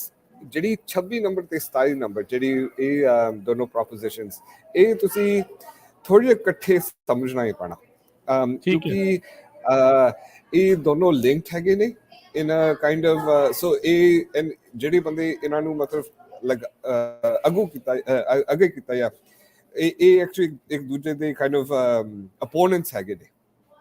so maybe kind of with this ਜੇ ਆਪਾਂ maybe 26 ਤੇ 27 ਸੀ ਥੋੜੇ ਇਕੱਠੇ ਮਤਲਬ ਇਹਦੇ ਬਾਰੇ ਗੱਲਬਾਤ ਕਰ ਸਕਦੇ। I'll leave it to Harfateh to talk about the specifics ਤੇ I'll add they are basically interlinked ਇੱਕ ਦੂਜੇ ਦੇ ਨਾਲ ਕਾਫੀ ਜ਼ਿਆਦਾ ਜਿਹੜੇ ਉਹ ਜੁੜੇ ਹੋਏ ਨੇ। ਸੋ ਪਲੀਜ਼ ਦੱਸੋ ਜੀ ਫਿਰ 26 27 ਕੀ ਹੈ ਜੀ ਇਸ ਵਾਰ? ਹਾਂਜੀ, ਜਿਵੇਂ ਨੰਦੀਵੀਰ ਜੀ ਨੇ ਕਿਹਾ ਕਿ 26 ਤੇ 27 ਦੋਨੋਂ ਇੱਕ ਤਰੀਕੇ ਨਾਲ ਲਿੰਕ ਨੇ। ਜਿਹੜਾ 26 ਹੈ ਉਹ ਹੈਗਾ ਹੁਣ ਜਿਵੇਂ ਆਪਾਂ ਨੂੰ ਪਤਾ ਵੀ ਕੈਲੀਫੋਰਨੀਆ ਵਿੱਚ ਕੁਝ ਕਸੀਨੋ ਮੌਜੂਦ ਨੇ ਹਨਾ। ਆਮ ਤੌਰ ਤੇ ਜਿਹੜੀ ਫੈਡਰਲ ਸਰਕਾਰ ਆ ਉਹ ਕਸੀਨੋ ਚਲਾਉਣ ਦਾ ਹੱਕ ਆ ਜੋ ਪੁਰਾਣੇ ਇਹਨਾਂ ਦੀਆਂ ਮੂਲ ਅਮਰੀਕੀ ਟਰਾਈਬਸ ਨੇ, ਮੂਲ ਅਮਰੀਕੀ ਦੇ ਵਰਗ ਨੇ, ਉਹਨਾਂ ਨਾਲ ਜਿਹੜੀ ਇਹਨਾਂ ਦਾ ਜਿਵੇਂ ਟ੍ਰੀਟੀਜ਼ ਹੋਈਆਂ ਮੁਤਾਬਕ ਕਸੀਨੋ ਚਲਾਉਣ ਦਾ ਹੱਕ ਆਮ ਤੌਰ ਤੇ ਉਹਨਾਂ ਨੂੰ ਉਹ ਟਰਾਈਬਲ ਲੈਂਡ ਉੱਤੇ ਟਰਾਈਬਸ ਨੂੰ ਹੀ ਹੈਗਾ, ਜਿਹੜੇ ਨੇਟਿਵ ਅਮਰੀਕਨ ਨੇ। ਜਿਹੜਾ 26 ਜੇ ਪਾਸ ਹੁੰਦਾ ਹੈ ਤਾਂ 26 ਦੇ ਪਾਸ ਹੋਣ ਦਾ ਮਤਲਬ ਜਿਹੜੇ ਜੂਆਖਾਨੇ ਨੇ ਜੋ ਜਾਂ ਰੇਸ ਟਰੈਕ ਨੇ, ਘੋੜੇ ਦੀ ਦੌੜ ਵਾਲੀ ਜਗ੍ਹਾ ਨੇ ਜਿਹੜੀਆਂ ਉਹਨਾਂ ਮੂਲ ਅਮਰੀਕਨ ਵਰਗਾਂ ਵੱਲੋਂ ਚਲਾਈਆਂ ਜਾ ਰਹੀਆਂ ਨੇ, ਉੱਥੇ ਜਾ ਕੇ ਤੁਸੀਂ ਖੇਡ ਮੁਕਾਬਲਿਆਂ ਉੱਤੇ ਜਿਵੇਂ ਬੇਸਬਾਲ ਦੀ ਗੇਮ ਪਾਸ ਇੱਦਾਂ ਕਰਕੇ ਉਹਦੇ ਤੇ ਸੱਟਾ ਲਾ ਸਕਦੇ ਬੇਸਿਕਲੀ। ਓਕੇ, ਉੱਥੇ ਜੂਆ ਬੈਟਿੰਗ ਜਿਹੜੀ ਉੱਥੇ ਕਰ ਸਕਦੇ ਬੈਟਿੰਗ, ਹਾਂ ਸਪੋਰਟਸ ਬੈਟਿੰਗ ਉਹ ਤੁਹਾਨੂੰ ਅਲਾਉਡ ਹੈ। ਤੇ ਜਿਹੜੀ ਉਹ ਸੱਟੇਬਾਜ਼ੀ ਤੋਂ ਬੈਟਿੰਗ ਤੋਂ ਜਿਹੜਾ ਮੁਨਾਫਾ ਹੋਊਗਾ ਉਹਨਾਂ ਨੂੰ ਉਹਦੇ 10% ਟੈਕਸ ਸਟੇਟ ਨੂੰ ਵਾਪਸ ਆਏਗਾ। ਕਿੰਨਾਂ ਨੂੰ ਫਾਇਦਾ ਹੋਊਗਾ? ਜਿੰਨੇ ਸੱਟਾ ਲਾਇਆ ਉਹਨੂੰ ਮਤਲਬ ਜਿਹੜੀ ਕਮਾਈ ਹੋ ਰਹੀ ਹੈ ਨਾ ਉਹਨੂੰ ਕਸੀਨੋ ਨੂੰ ਜਾਂ ਰੇਸ ਟਰੈਕ ਦੀ ਕਮਾਈ ਹੋ ਜਿੰਨਾ ਵੀ ਫਾਇਦਾ ਉਹਨਾਂ ਨੂੰ ਹੋਊਗਾ ਉੱਤੇ 10% ਟੈਕਸ ਜਿਹੜਾ। ਮੰਨ ਲਓ ਕਿਸੇ ਬੰਦੇ ਨੇ 2000 ਉੱਤੇ ਆਈ ਗੈਸ ਬੈਟ ਕੀਤਾ ਤਾਂ ਮੰਨ ਲਓ ਕਸੀਨੋ ਨੂੰ 1000 ਦਾ ਫਾਇਦਾ ਸਮਥਿੰਗ ਲਾਈਕ ਦੈਟ, ਤੇ ਉਹਦੇ ਤੇ ਜਿਹੜਾ 10% ਟੈਕਸ ਉਹ ਸਟੇਟ ਨੂੰ ਆਊਗਾ। ਤੇ ਇਹਦਾ ਜਿਹੜਾ ਹੈਗਾ ਵਾ ਕਿਉਂਕਿ ਰਾਈਟ ਨਾਓ ਕੈਲੀਫੋਰਨੀਆ ਵਿੱਚ ਖੇਡਾਂ ਉੱਤੇ ਸਪੋਰਟਸ ਤੇ ਬੈਟਿੰਗ ਅਲਾਉਡ ਨਹੀਂ ਹੈਗੀ। ਠੀਕ ਹੈ, ਓਕੇ, ਠੀਕ ਹੈ, ਉਹਨਾਂ ਨੇ ਉਹ ਪਾਬੰਦੀ ਰੱਖੀ ਹੋਈ ਆ। ਹੁਣ ਜੇ ਪਾਸ ਹੁੰਦਾ ਇਹਦਾ ਮਤਲਬ ਤੁਹਾਨੂੰ ਉਹਨਾਂ ਮਨਜ਼ੂਰ ਸ਼ੁਦਾ ਕਸੀਨੋ ਜਾਣਾ ਪੈਣਾ। ਇਹ ਨਹੀਂ ਹੈਗਾ ਤੁਸੀਂ ਕਿਸੇ ਵੀ ਕਸੀਨੋ ਜਾਓਗੇ। ਇਹ ਜਿਹੜੇ ਕਸੀਨੋ ਚੱਲਦੇ ਨੇ ਨੇਟਿਵ ਅਮਰੀਕਨ ਦੇ ਅੰਡਰ, ਮੂਲ ਅਮਰੀਕਨ ਜਿਹੜੇ ਉਹਨਾਂ ਦੇ ਅੰਡਰ ਚੱਲਦੇ ਨੇ, ਉਹਨਾਂ ਦੇ ਕਸੀਨੋ ਰੇਸ ਟਰੈਕ ਚੱਲਦੇ ਨੇ, ਉੱਥੇ ਜਾਓਗੇ ਤੁਸੀਂ ਉੱਥੇ ਜਾ ਕੇ ਸੱਟਾਬਾਜ਼ੀ ਕਰ ਸਕਦੇ ਹੋ। ਤੇ ਇਹ ਨਹੀਂ ਹੈਗਾ ਵੀ ਤੁਸੀਂ ਮਤਲਬ ਆਪਦੇ ਘਰ ਬੈਠੇ ਸੱਟਾਬਾਜ਼ੀ ਕਰ ਸਕਦੇ। 26 ਨੰਬਰ ਦਾ ਮਤਲਬ ਇਹ ਹੈ ਜੇ ਤੁਸੀਂ ਹਾਂ ਦੀ ਵੋਟ ਪਾਉਂਦੇ ਹੋ ਤਾਂ ਤੁਸੀਂ ਕਹਿੰਦੇ ਵੀ ਹਾਂ ਇਹ ਅਲਾਉਡ ਹੋਣਾ ਚਾਹੀਦਾ ਵੀ ਉਹ ਸੱਟੇਬਾਜ਼ੀ ਕਰਨ ਉੱਥੇ ਕਸੀਨੋ ਰੇਸ ਟਰੈਕ ਜਾ ਕੇ। ਜੇ ਨਹੀਂ ਦੀ ਵੋਟ ਪਾਉਂਦੇ ਹੋ ਤੁਸੀਂ ਕਹਿੰਦੇ ਵੀ ਇਹ ਮੈਂ ਇਸ ਚੀਜ਼ ਨਾਲ ਸਹਿਮਤ ਨਹੀਂ ਹੈਗਾ। ਤੇ ਜਿਹੜੇ ਮੂਲ ਅਮਰੀਕਨ ਵਰਗ ਦੇ ਅਧੀਨ ਕਸੀਨੋ ਨੇ ਉਹ ਚਾਹੁੰਦੇ ਨੇ ਕਿ ਪਾਸ ਹੋ ਜਾਵੇ। ਜਿਹੜੇ ਵੱਡੀ ਕੰਪਨੀਆਂ ਨੇ ਉਹ ਉਹਨਾਂ ਦੇ ਅਧੀਨ ਜਿਹੜੇ ਕਸੀਨੋ ਨੇ ਉਹ ਚਾਹੁੰਦੇ ਨੇ ਕਿ ਨਹੀਂ ਪਾਸ ਹੋਵੇ। ਓਕੇ, ਕਿਉਂਕਿ ਰਾਈਟ ਨਾਓ ਸਪੋਰਟਸ ਬੈਟਿੰਗ ਸਿਰਫ ਉਹ ਮੇਜਰ ਕਾਰਪੋਰੇਟ ਗੇਮਿੰਗ ਕਸੀਨੋਜ਼ ਉੱਥੇ ਅਲਾਉਡ ਆ, ਇੱਥੇ ਅਲਾਉਡ ਨਹੀਂ ਆ, ਰਾਈਟ? ਜਿਹੜੀ ਸਪੋਰਟਸ ਬੈਟਿੰਗ ਟ੍ਰਾਈਬਲ ਬਿਲਕੁਲ ਅਲਾਉਡ ਨਹੀਂ ਹੈ। ਨਹੀਂ, right now sports batting California ਵਿੱਚ ਬਿਲਕੁਲ ਅਲਾਉਡ ਹੀ ਨਹੀਂ, ਬਿਲਕੁਲ ਵੀ ਅਲਾਉਡ ਨਹੀਂ ਆ। ਸੋ ਬੇਸਿਕਲੀ ਇੱਕ ਇੰਟਰੋਡਿਊਸ ਕਰਨ ਜਾ ਰਹੇ ਆ ਸਪੋਰਟਸ ਬੈਟਿੰਗ ਜੇ ਪ੍ਰੋਪੋਜੀਸ਼ਨ ਪਾਸ ਹੋ ਜਾਂਦੀ ਆ ਤੇ ਓਕੇ। ਸੋ ਇਹ ਰਿਲੇਟਡ ਕਿੱਦਾਂ ਹੈ ਫਿਰ ਕੌਣ ਇਹਦੇ ਹੱਕ 'ਚ ਆ ਤੇ ਕੌਣ ਇਹਦੇ ਅਗੇਂਸਟ ਹੈਗਾ ਪ੍ਰੋਪੋਜੀਸ਼ਨ? ਇਹਦੇ ਹੱਕ 'ਚ ਜਿਹੜੇ ਨੇਟਿਵ ਅਮਰੀਕਨ ਕਸੀਨੋ ਨੇ, ਟ੍ਰਾਈਬਸ ਜਿਹੜੇ ਉਹਨਾਂ ਦੇ ਉਹ ਹੱਕ 'ਚ ਨੇ ਵੀ ਕਿਉਂਕਿ ਉਹਨਾਂ ਦੇ ਇਹ ਚਾਹੁੰਦੇ ਵੀ ਸਾਡੇ ਅਧੀਨ ਜਿਹੜੇ ਕਸੀਨੋ ਨੇ, ਸਾਡੇ ਅਧੀਨ ਜਿਹੜੇ ਰੇਸ ਟਰੈਕ ਨੇ ਉਹਨਾਂ ਦੀ ਜਿਹੜੀ ਕਮਾਈ ਵੱਧ ਜਾਊਗੀ, ਉਹ ਚਾਹੁੰਦੇ ਨੇ ਕਿ ਪਾਸ ਹੋਵੇ। ਤੇ ਜਿਹੜੇ ਵੱਡੇ ਕਾਰਪੋਰੇਟ ਘਰਾਣੇ ਅਧੀਨ ਕਸੀਨੋ ਨੇ ਜਾਣੀ ਕਿ ਜਿਵੇਂ ਵੱਡੀਆਂ ਕੰਪਨੀਆਂ ਚਲਾਉਂਦੀਆਂ ਨੇ ਉਹ ਚਾਹੁੰਦੇ ਨੇ ਕਿ ਪਾਸ ਨਾ ਹੋਵੇ ਕਿਉਂਕਿ ਉਹਨਾਂ ਵੀ ਸਾਡੀ ਕਸੀਨੋ 'ਚ ਲੋਕਾਂ ਨੇ ਘੱਟ ਆਇਆ ਕਰਨਗੇ। ਫਿਰ ਹੁਣ ਜੇ ਕੋਈ ਮੰਨ ਲਓ NFL ਦੀ ਕੋਈ ਗੇਮ ਹੋ ਰਹੀ ਹੈ, ਉਹ ਜਾਣ ਬੈਟਿੰਗ ਕਰਨੀ ਹੋਊਗੀ, ਉਹ ਜਾਣ ਕੇ ਉੱਥੇ ਹੀ ਜਾ ਸਕਦੇ ਨੇ ਜਿੱਥੇ ਉਹ ਅਲਾਉਡ ਹੋਊਗੀ। ਹੁਣ ਬਾਕੀ ਥਾਵਾਂ ਤੇ ਅਲਾਉਡ ਨਹੀਂ ਹੋਣੀ ਹੈਗੀ ਕਿਉਂਕਿ ਉਹਨਾਂ ਨੇ ਪ੍ਰੋਪੋਜੀਸ਼ਨ ਸਪਾਂਸਰ ਕੀਤਾ ਹੈ। ਠੀਕ ਹੈ, ਸੋ ਇਹਨੂੰ ਜੇ ਕਲੀਅਰਲੀ ਇੱਕ ਵਾਰੀ ਫਿਰ ਮੈਂ ਸਮਝਾਂ ਤੇ ਬਾਕੀਆਂ ਦੇ ਲਈ ਵੀ ਜੇ ਇਹਨੂੰ ਮੈਂ ਜੇ ਰਿਪੀਟ ਕਰਨਾ ਹੋਵੇ ਵੀ ਕੈਲੀਫੋਰਨੀਆ ਦੇ ਵਿੱਚ ਸਪੋਰਟਸ ਬੈਟਿੰਗ ਇੰਟਰੋਡਕਸ਼ਨ ਦੇ ਲਈ ਵੀ ਇੱਕ ਹਿਸਾਬ ਦੇ ਨਾਲ ਉਹਨੂੰ ਅਲਾਉ ਕਰਨ ਦੇ ਲਈ, ਤੇ ਨਾਲੇ ਇਹ ਸਿਰਫ ਤੇ ਸਿਰਫ ਜਿਹੜੇ ਅਮਰੀਕਨ ਇੰਡੀਅਨ ਗੇਮਿੰਗ ਕਸੀਨੋ ਆ ਸਿਰਫ ਉੱਥੇ ਹੀ ਹੋਊਗੀ? ਇਹ ਸਿਰਫ ਇਹਦੇ ਨਾਲ ਇਹੀ ਚੀਜ਼ ਹੋਣੀ ਹੈ?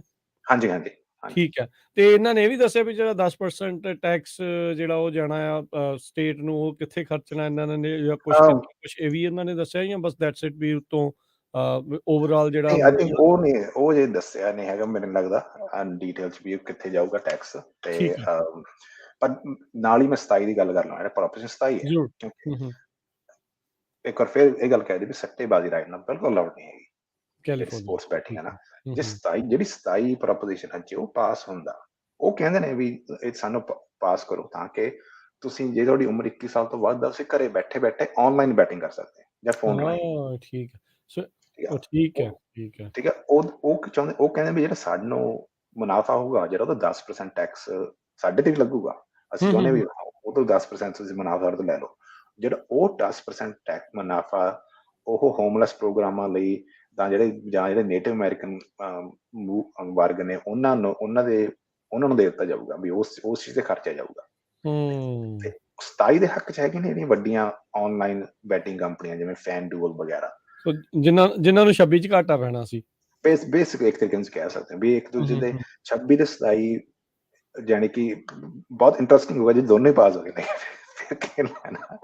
ਫਿਰ ਤਾਂ ਯਾਨੀ ਕਿ ਵੀ ਸਪੋਰਟਸ ਬੈਟਿੰਗ ਬਿਲਕੁਲ ਹੀ ਜੂਆ ਬੰਦ ਹੈ ਹੋ ਤਾਂ ਜਾਣੀ। ਮਾੜੀ ਚੀਜ਼ ਵੀ ਜਿਹੜੀ ਓਵਰਆਲ ਜਿਹੜੀ ਮੁੱਕਦੀ ਗੱਲ ਇਹ ਆ।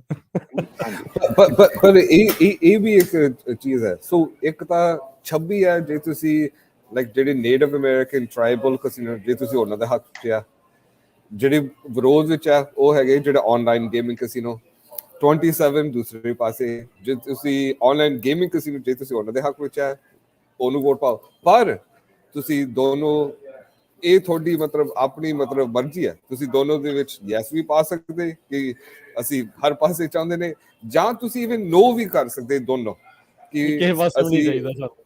ਬਿਲਕੁਲ ਜਾਣੀ ਕਿ ਬਹੁਤ ਕਨਫਿਊਜ਼ਿੰਗ ਜਿਹਾ ਚੱਲ ਰਿਹਾ ਨਾ, ਕਿਉਂਕਿ ਕਈ ਵਾਰ ਹਾਈਵੇ ਤੇ ਜਾਓ ਨਾ ਤਾਂ ਪਹਿਲਾਂ ਵੋਟ ਆਉਂਦਾ ਵੋਟ ਯੈਸ ਔਨ 26, ਜਦੋਂ ਹੀ ਲਾਈਕ ਅੱਧੇ ਮੀਲ ਬਾਅਦ ਆਉਂਦਾ ਵੋਟ ਨੋ ਔਨ 26, ਥੋੜਾ ਅੱਗੇ ਜਾ ਵੋਟ ਯੈਸ ਔਨ 27, ਜਦੋਂ ਆਉਂਦਾ ਵੋਟ ਨੋ ਔਨ 27। ਯਾਨੀ ਕਿ ਇੰਨੀ ਐਤਕੀ ਥੋੜੀ ਮਤਲਬ ਇਸ ਚੀਜ਼ ਤੇ ਇੰਨੀ ਉਹਨਾਂ ਪੈਸਾ ਖਰਚਿਆ ਜਾ ਰਿਹਾ ਕਿ ਦੋਨੋਂ ਨਹੀਂ ਚਾਹੁੰਦੇ। ਆਈ ਥਿੰਕ ਇਹਨਾਂ ਦੋਨੋਂ ਪ੍ਰੋਪੋਜੀਸ਼ਨਸ ਨੇ ਨੰਦੀਪ ਤੇ ਹਰਫਤ ਨੇ ਦੋਨਾਂ ਨੇ ਜਿਹੜਾ ਮਨੀ ਸਪੈਂਡ ਕੀਤਾ, ਜਿਹੜੀ ਪਿਛਲੀ ਵਾਰੀ ਆਈ ਥਿੰਕ ਪ੍ਰੋਪ 22 ਸੀਗੀ ਜਿਹੜੀ ਊਬਰ ਵਾਲੀ ਤੇ ਉਹਦੇ ਵਾਲੀ ਹੈ, ਉਹਨੂੰ ਵੀ ਇਹਨਾਂ ਨੇ ਆਲਰੇਡੀ ਪਿੱਛੇ ਛੱਡਤਾ ਆ।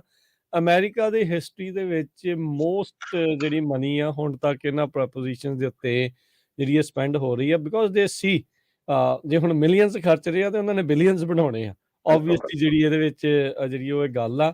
ਸੋ ਭਾਈ ਦੇਖ ਕੇ 26 ਜਿਹੜੇ ਆ ਮੂਲ ਨਿਵਾਸੀਆਂ ਦੇ ਕਸੀਨੋਜ਼ ਦੇ ਵਿੱਚ ਬੈਟਿੰਗ ਨੂੰ ਓਕੇ ਕਰਕੇ ਸਿਰਫ ਉੱਥੇ ਲੈ ਕੇ ਆਉਣਾ। ਜੇ 27 ਆ ਤੇ ਉਹ ਕਹਿੰਦਾ ਵੀ ਤੁਹਾਡੇ ਨਿਆਣਿਆਂ ਦੇ ਹੱਥ 'ਚ ਵੀ ਫੋਨ ਆ, ਤੁਹਾਡੇ ਹੱਥ 'ਚ ਵੀ ਆ, ਤੇ ਤੁਸੀਂ ਆਨਲਾਈਨ ਬੇਸਿਕਲੀ ਜਿਹੜੇ ਫੋਨਸ ਦੇ ਉੱਤੇ ਗੈਂਬਲਿੰਗ ਆ ਤੇ ਇਹ ਬੈਟਿੰਗ ਆ ਉਸ ਨੂੰ ਜਿਹੜਾ ਉਹ ਓਕੇ ਕਰਨਾ। ਸੋ ਹੁਣ ਤੁਸੀਂ ਭਾਈ ਸੋਚ ਸਮਝ ਕੇ ਜਿਹੜਾ ਉਹ ਕਰਨਾ ਆ। ਹੁਣ ਸਿੱਧਾ ਕਹੀਏ ਜਾਂ ਨਾ ਕਹੀਏ, ਬਾਕੀ ਇਵੈਂਚੁਅਲੀ ਬਾਟਮ ਲਾਈਨ ਤਾਂ ਮੈਂ ਇਹੀ ਕਹੂੰਗਾ ਵੀ ਜਿਹੜੀ ਜੂਆ ਖਾਨਾ ਹੈ ਜਾਂ ਜੂਵੇ ਵਾਲੀ ਬੈਟਿੰਗ ਵਾਲੀ ਹੈ ਇਹ ਮਾੜੀ ਚੀਜ਼ ਆ। ਆਲਦੋ ਜੋ ਮਰਜ਼ੀ ਕਹੀ ਜਾਣ ਜੀ 10% ਟੈਕਸ ਅਸੀਂ ਹੋਮਲੈਸ ਪ੍ਰੋਗਰਾਮ ਨੂੰ ਦੇ ਦੇਣਾ, ਅਸੀਂ ਉਹਨਾਂ ਟਰਾਈਬਸ ਨੂੰ ਜਿਹੜਾ ਉਹ ਦੇ ਦਾਂਗੇ ਜਾਂ ਇਹ ਉਹ ਸਾਰਾ ਕੁਝ ਜਿਹੜਾ ਉਹ ਕਰਕੇ। ਸੋ ਦੇਖ ਕੇ ਸਮਝ ਕੇ ਜਿਹੜਾ ਇਹ ਹਾਂਜੀ ਇੰਟਰਸਟਿੰਗ ਗੱਲ ਇਹ ਵੀ 27 ਜਿਹੜਾ ਹੈਗਾ ਨਾ ਉਹਦੇ ਉਲਟ ਰਿਪਬਲਿਕ ਤੇ ਡੈਮੋਕ੍ਰੈਟਿਕ ਦੋਨੋਂ ਪਾਰਟੀ ਉਹਨਾਂ ਦੇ ਉਲਟ ਨੇ 27 ਦੇਖੋ ਉਹ ਦੋਨੋਂ ਇਕੱਠੀਆਂ ਹੋਈਆਂ ਨੇ ਵੀ ਯਾਨੀ ਕਿ ਦੋਨੋਂ ਐਟਲੀਸਟ ਕੁਝ ਤੇ ਬਾਈ ਪਾਰਟੀਜਨ ਹੋ ਰਿਹਾ। ਮਤਲਬ ਉਹੀ ਆਪਾਂ ਤੁਸੀਂ ਪਹਿਲਾਂ ਵੀ ਕਹਿ ਰਹੇ ਸੀ ਨਾ ਵੀ ਬਹੁਤ ਡਿਵਾਈਸਿਵ ਇਸ਼ੂ ਹੋ ਜਾਂਦੇ ਨੇ ਕਈ, ਤੇ ਮੇਰੇ ਕਹਿਣ ਦਾ ਮਤਲਬ ਸੀ ਵੀ ਡਿਵਾਈਸਿਵ ਇਸ਼ੂ ਬਣਾ ਦਿੱਤੇ ਜਾਂਦੇ ਨੇ। ਜਿਵੇਂ ਮਨਦੀਪ ਜੀ ਨੇ ਕਿਹਾ ਸੀ ਵੋਟ ਇਕੱਠੀ ਕਰਨੀ ਸਿਰਫ ਹੈ ਨਾ, ਕਿਉਂਕਿ ਦੇਖਦੇ ਨੇ ਕਿਵੇਂ ਲੋਕਾਂ ਨੂੰ ਜਿਹਨਾਂ ਤੋੜਨਾ ਉਹਦੇ ਨਾਲ ਸਾਨੂੰ ਵੋਟ ਪਊਗੀ। ਪਰ ਜਿਵੇਂ ਕੈਂਸਸ 'ਚ ਜਦੋਂ ਉਹਨਾਂ ਦਾ ਅਬੋਰਸ਼ਨ ਰੈਫਰੈਂਡਮ ਪਾਸ ਹੋਇਆ ਤੇ ਉਹ 'ਚ ਬਹੁਤ ਸਾਰੇ ਡੈਮੋਕ੍ਰੈਟ ਤੇ ਰਿਪਬਲਿਕਨਾਂ ਨੇ ਇਕੱਠੇ ਹੋ ਕੇ ਉਹਦੇ ਉਲਟ ਵੋਟ ਪਾਈ ਹੈ। ਉਹ ਚਾਹੁੰਦੇ ਸੀ ਵੀ ਉਹਨਾਂ ਨੇ ਕਿਹਾ ਵੀ ਤੁਸੀਂ ਸਾਡੇ ਸਰੀਰ ਬਾਰੇ ਅੱਜ ਆਹ ਕੰਟਰੋਲ ਕਰ ਰਹੇ ਹੋ, ਕੱਲ ਨੂੰ ਕੁਛ ਹੋਰ ਕੰਟਰੋਲ ਕਰੋਗੇ। ਉਹਨਾਂ ਨੇ ਇਸ ਤਰੀਕੇ ਨਾਲ ਉਸ ਚੀਜ਼ ਨੂੰ ਸੋਚਿਆ। ਸੋ ਇਹ ਜਾਣੀ ਕਿ ਆਪਾਂ ਦੇਖਣਾ ਪੈਂਦਾ ਇੱਕ ਦੂਜੇ ਨਾਲ ਰਲ ਮਿਲ ਕੇ ਆਪਾਂ ਸੁਸਾਇਟੀ ਵਿੱਚੋਂ ਕਿਵੇਂ ਅੱਗੇ ਵਧਣਾ, ਵੀ ਇਹਦਾ ਸੁਸਾਇਟੀ ਦਾ ਕੀ ਅਸਰ।